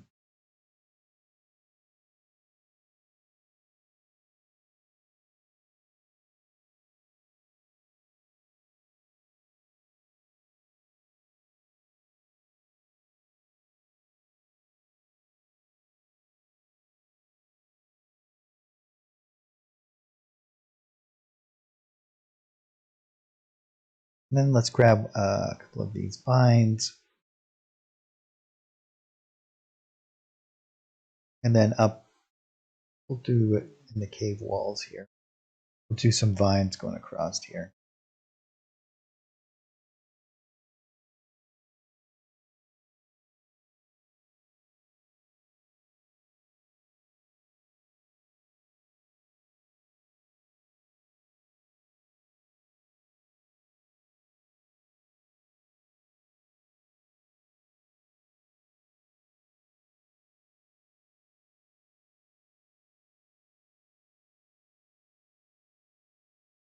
Great.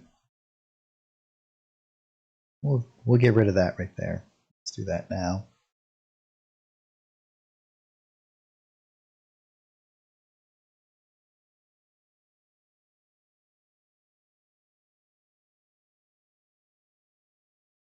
Very cool.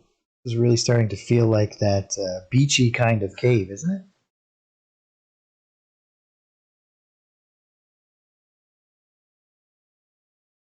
And we haven't even added any sort of shadow variations or anything inside of here yet. It's already starting to feel pretty good.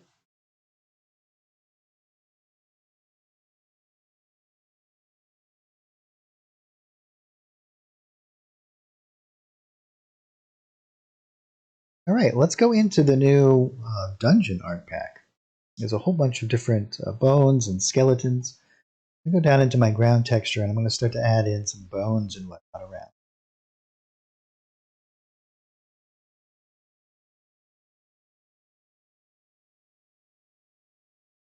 So here we have tons of new brushes for cave dungeon walls and whatnot, as well as lots of new cool decorations. And here we have a bunch of bones and we also have skeletons.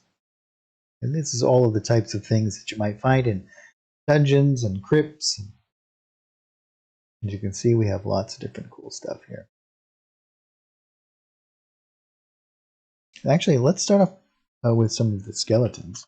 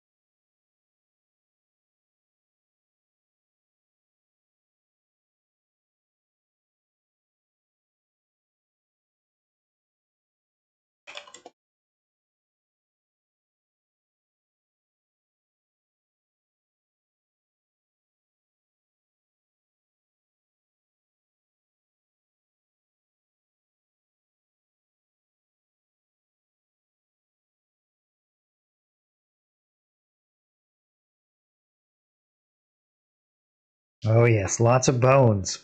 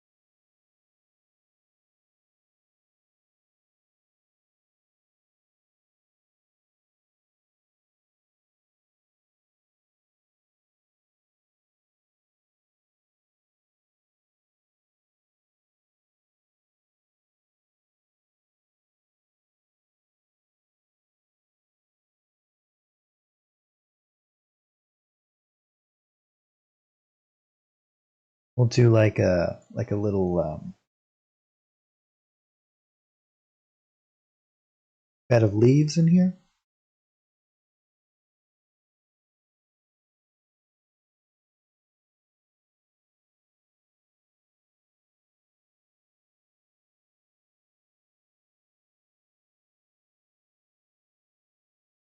Awesome.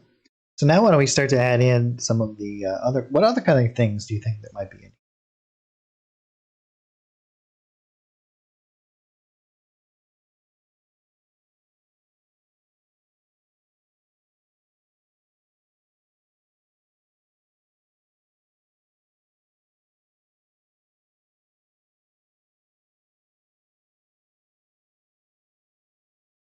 What color do you think we should make our mushrooms?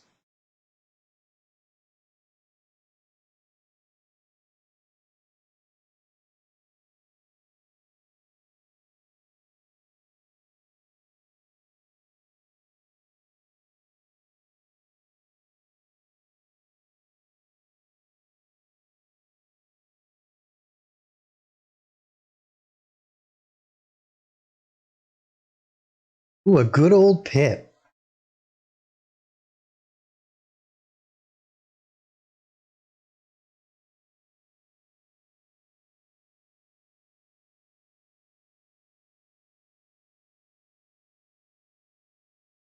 Purple magic mushrooms.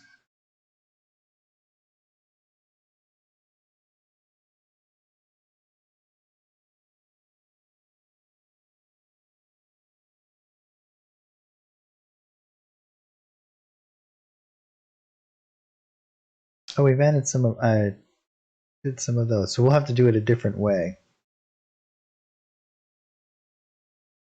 And actually do it with a adjust colors layer.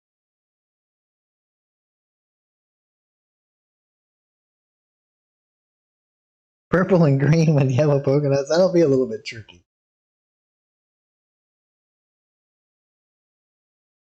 But we could probably just do it with like lighting. We can make them glow a little bit.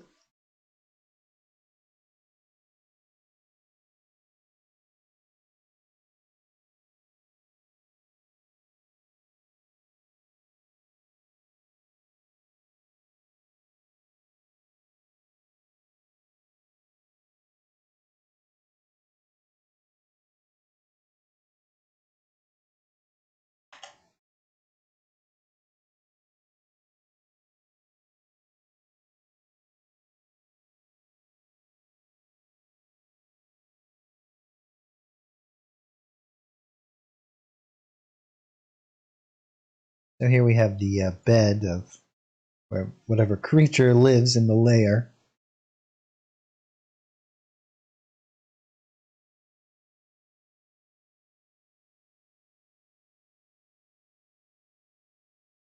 Let's add in some shadow content in here.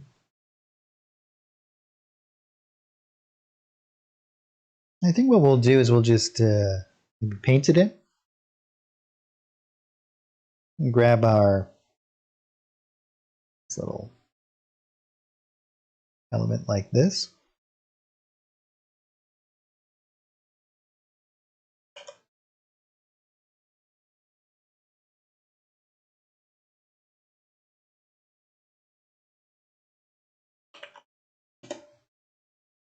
And I'm going to do it this way just so that I have a little bit more control of the shadows. Because we want to make the inside here very atmospheric, right? Like we want it to have a lot of weight to it.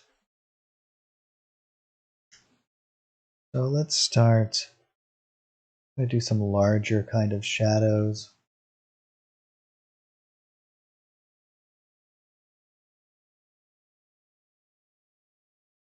Some of these areas. And in these little choke points. And then I'm going to create some little bits of shadow coming off of these. And when I'm doing cave systems, especially like anything, well, not just caves, but any sort of interior location, I tend to try to do shadow information coming from the main viewpoint, right? So let's say, for example, this is where your characters are going to be coming from. I'll do all of the shadows coming off from that entrance. So always heading away from it, assuming that the characters either are going to have low light vision or they will have some sort of light source. It'll help make a little bit more sense. And then I will go into these little corners and create a little bit more ambient occlusion.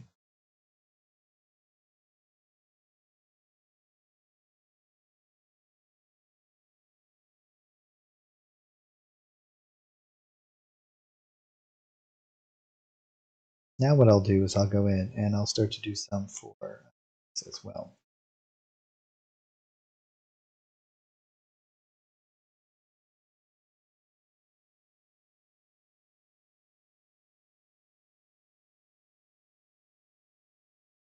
So what I can actually do to speed up this process is I'm going to make this, I'm going to increase my opacity on this a little bit. I'm going to make it oblong,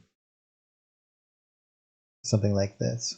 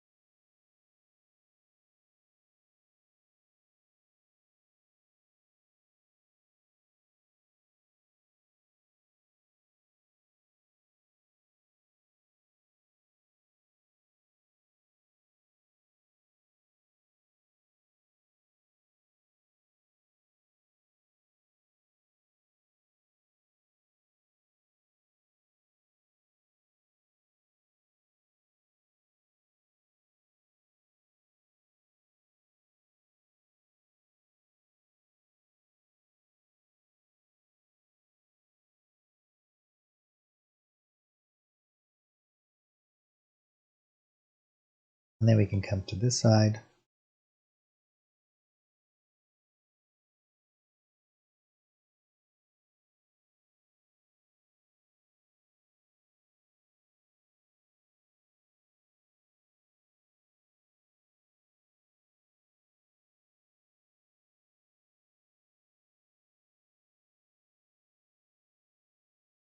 And you can see that that feeling, like all of these shadows kind of come away from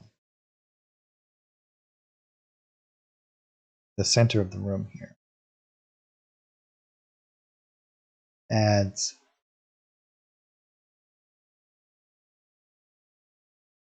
not only that feeling that there is a light source that kind of projects those shadows back, but that that kind of unconscious characteristic that you might expect in a cave or a cavern.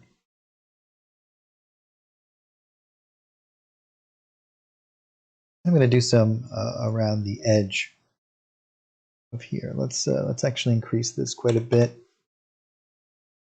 I'm just going to do some, again, ambient occlusion right along the bottom edge.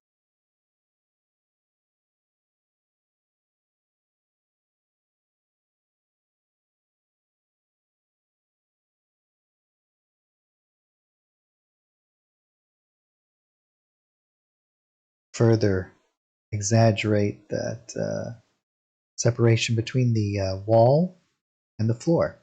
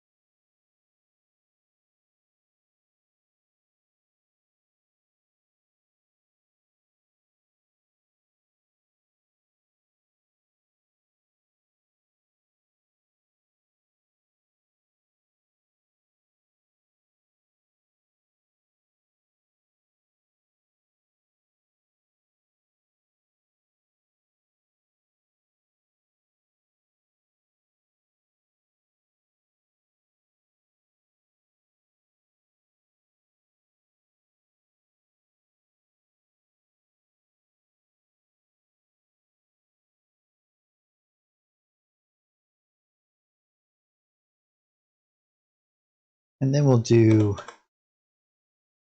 a little bit coming off of the edge of these higher up elevations. And these aren't going to be very high elevations. It's just going to be like a step up, right? Like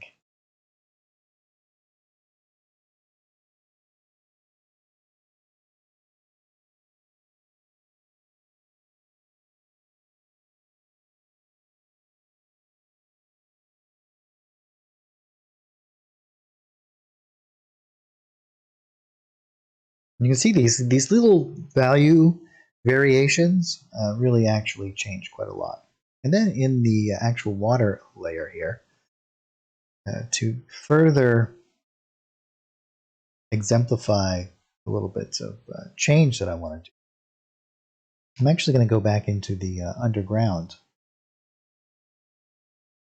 map pack, and we'll go into our effects. We'll grab some of these.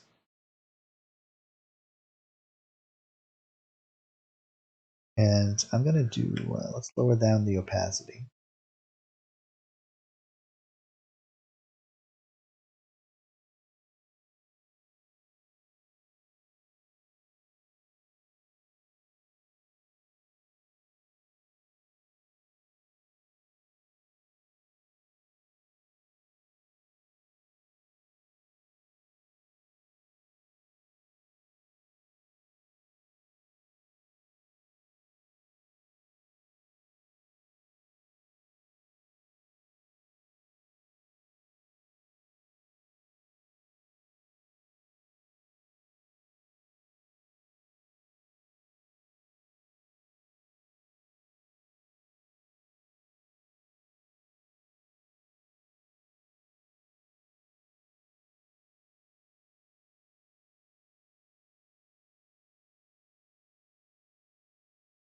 And actually on the cave walls here,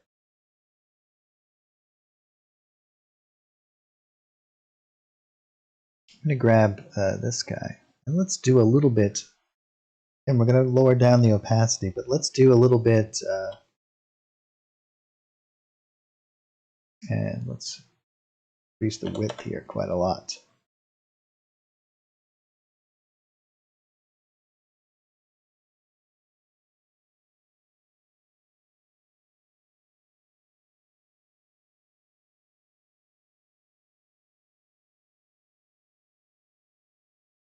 That's actually not, we want it to be not quite so.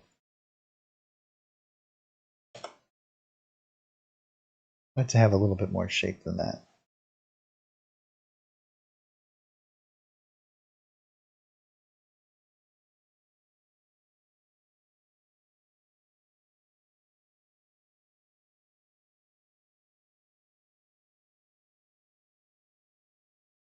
In some of these areas, we want it to kind of overlap.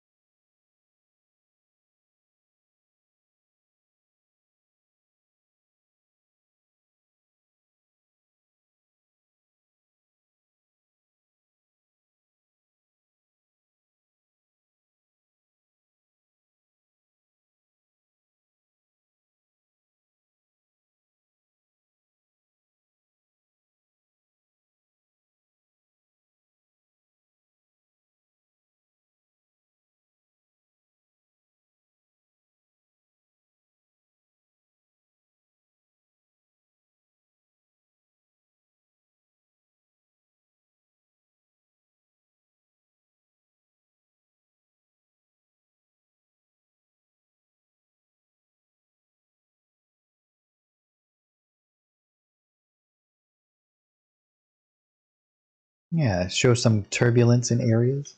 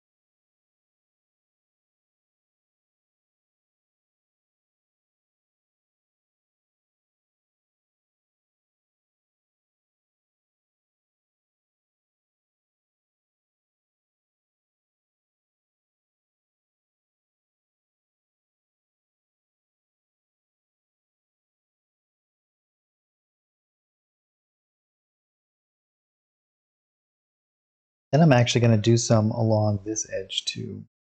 Um, we can do that actually on the cave water, I think.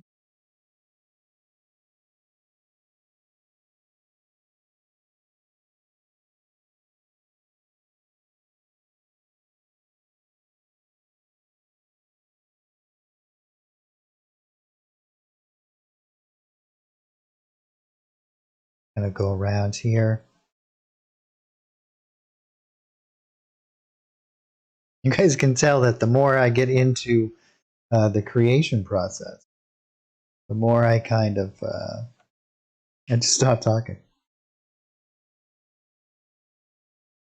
Really start to concentrate on what we're doing here.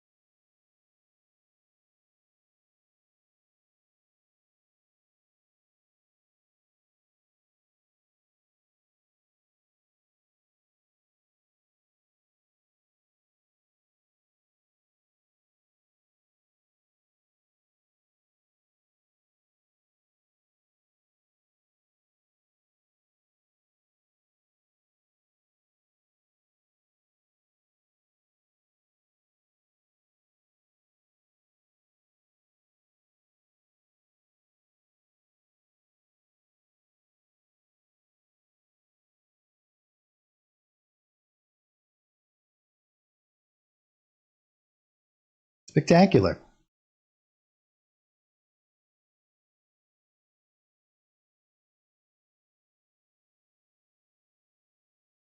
Now let's look at where we have our next layer for our water.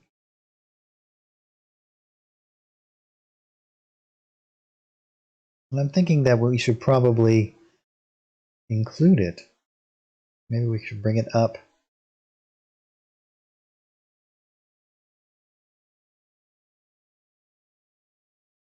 Well, no, we shouldn't. We should just create a new one.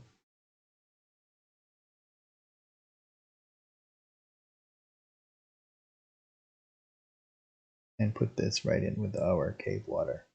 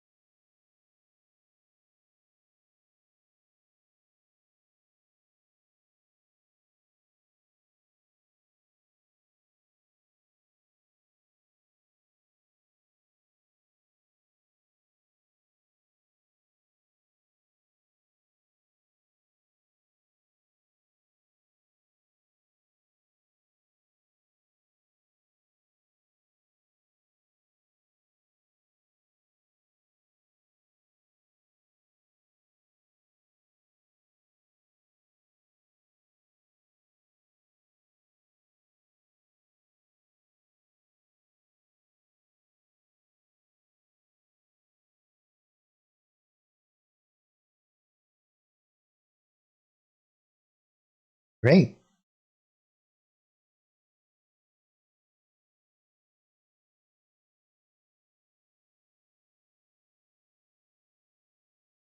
Let's see, do we have our lighting system enabled? No.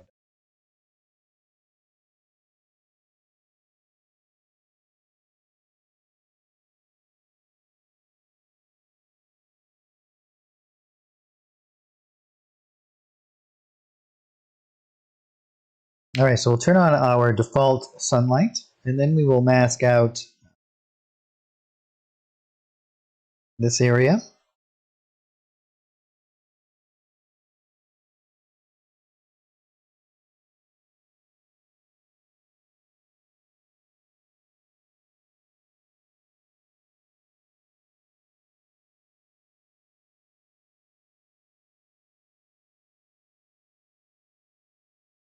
And let's create a new light here.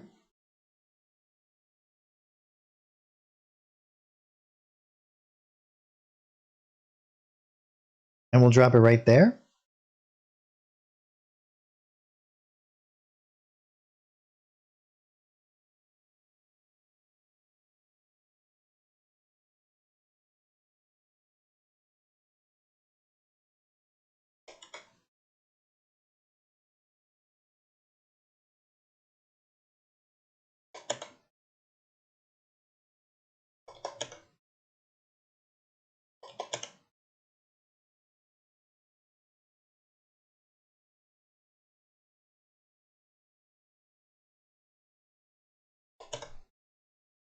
Yeah, maybe like this. And we'll increase the dim. Maybe we'll do it like this.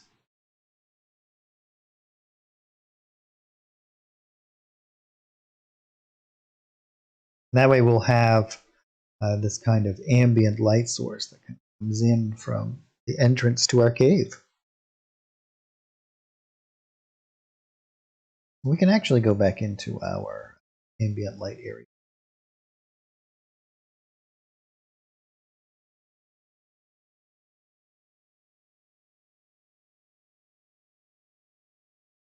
Get rid of these a little bit.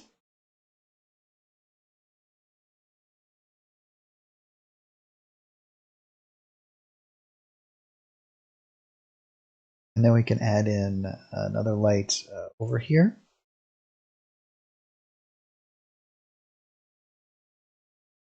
And this will be a little bit of a light source from our mushrooms over here. We'll have them glowing a bit. So we'll make this, I think we said green and purple.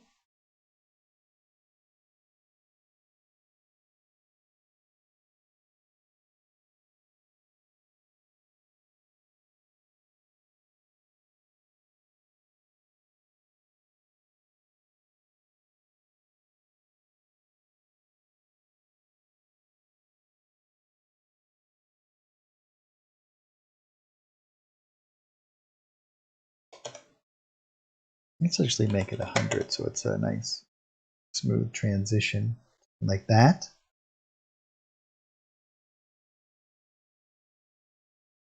And we'll add another one.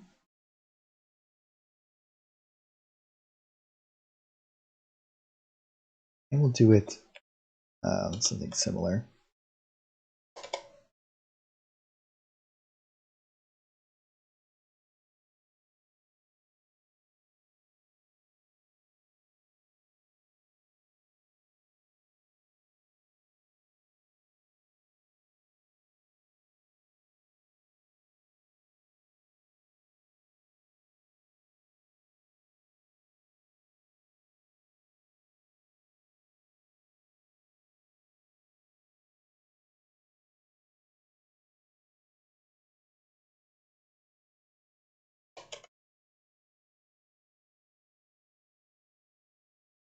Yeah, that's cool. Like these little subtleties back in there. And now let's add in some lights for water area. Maybe there's some ambient lighting in there that kind of refracts around. Reflects. So I'm just going to drop in new light.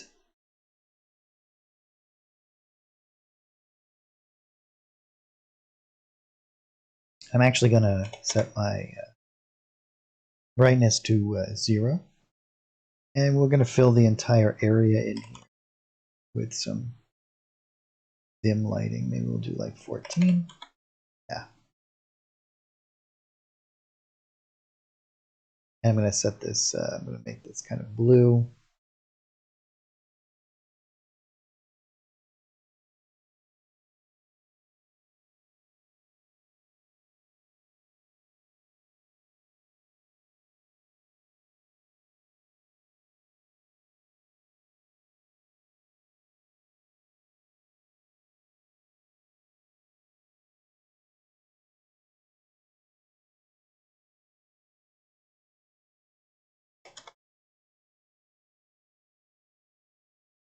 Maybe we'll make it 50.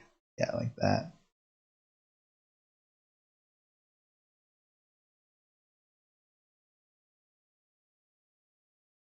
So we just have these very kind of subtle elements of lighting. Now, because they're so dim, they won't affect displaying of enemies or anything along those lines.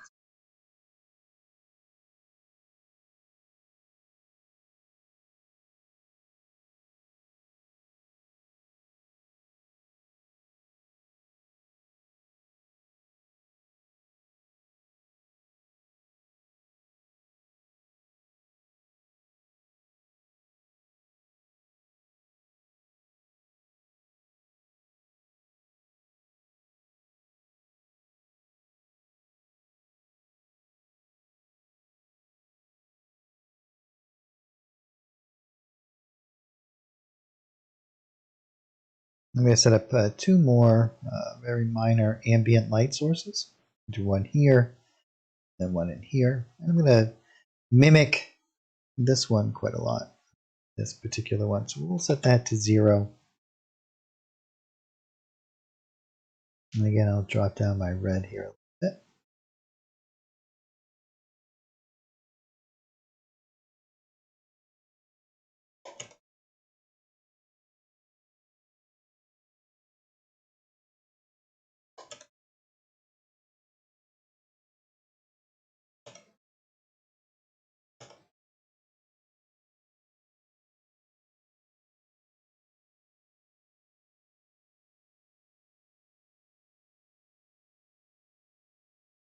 Great.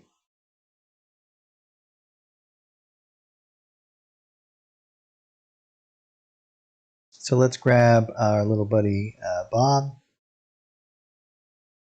and have him investigate the area. Do you guys have any questions, or is there anything that I did that I didn't quite explain properly, or is there anything else that we can kind of talk about as we get to the end of the show here today?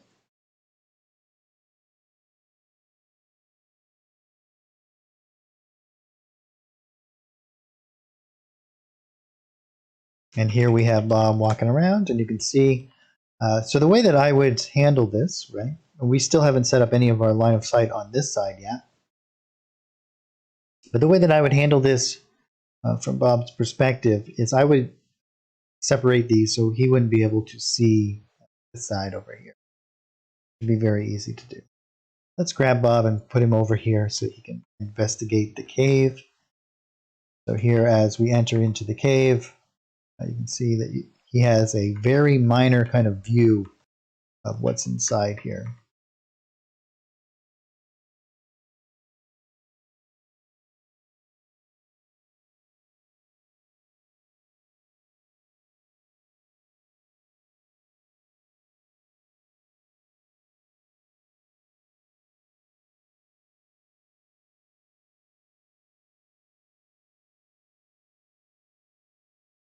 Now let's give Bob a bit of a torch.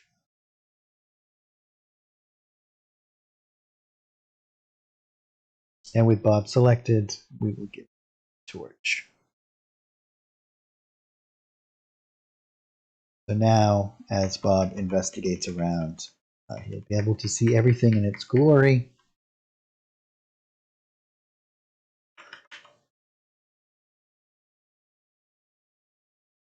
Oop, I need to, I'll be right back, everybody. I apologize, but give me one moment.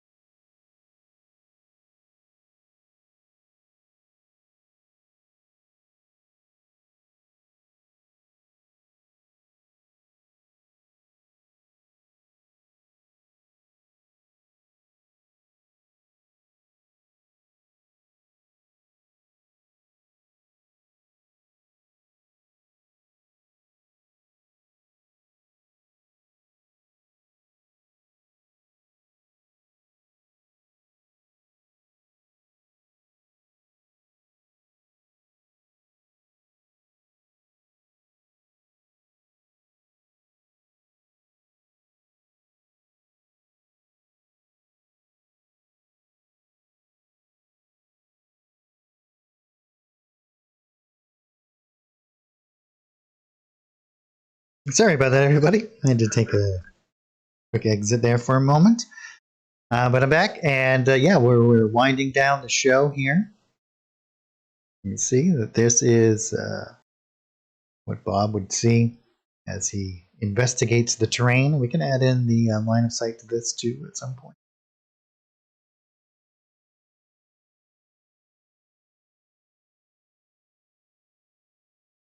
Thanks. Thanks, Jiminy.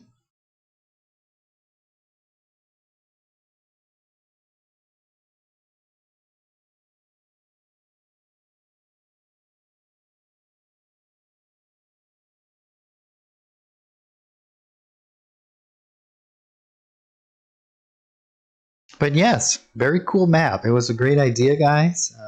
Thanks for giving it to me last week. Yeah, Bob the Explorer.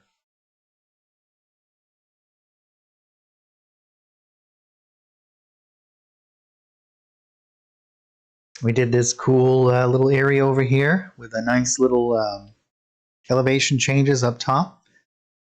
Some water. We did this nice cool little seaside cave here.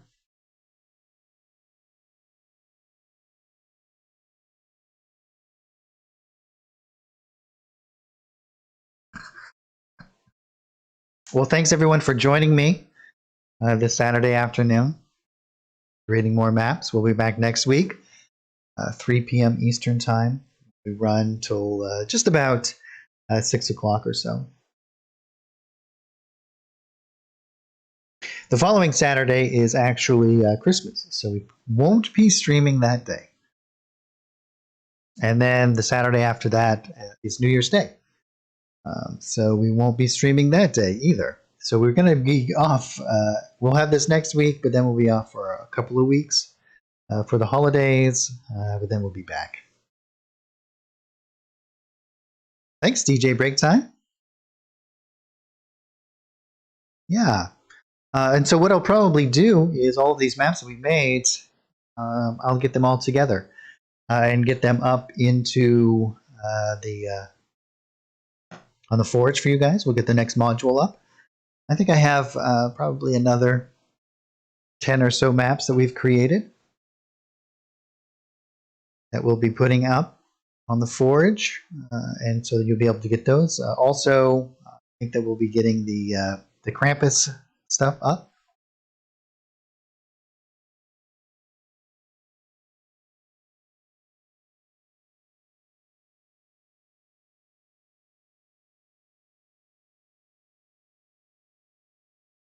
Ooh, farmhouses. You know what? I do have a farmhouse that we did a while ago. I actually did it for Violet's stream. Let me see if I actually have it. Let me see if I have it in here, actually. I have the barn, I think, not the actual farmhouse that I did.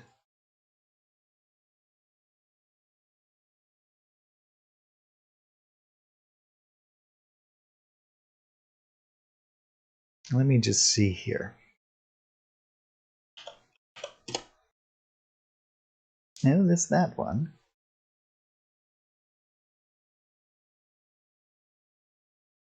But no farmhouse, I don't believe. But we could, yeah, I mean, we could definitely make one really quick. I probably won't be able to get you one by Monday, but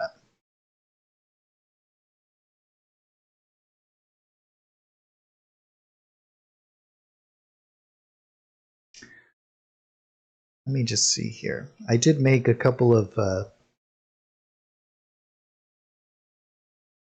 I wonder if I do have.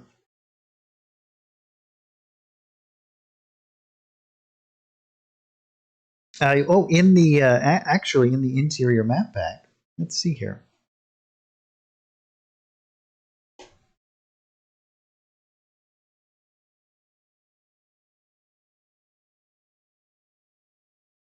There is a there is this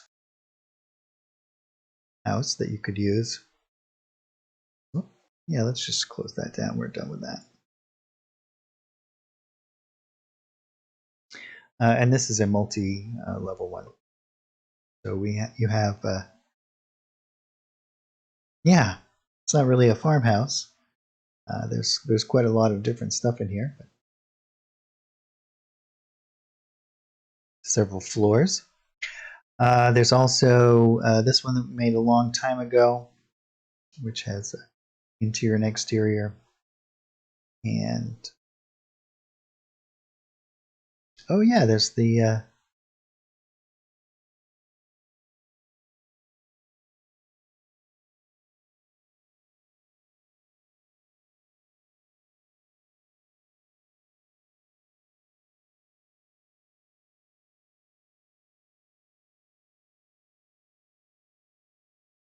but let's see, I can show you this really quick before we head out.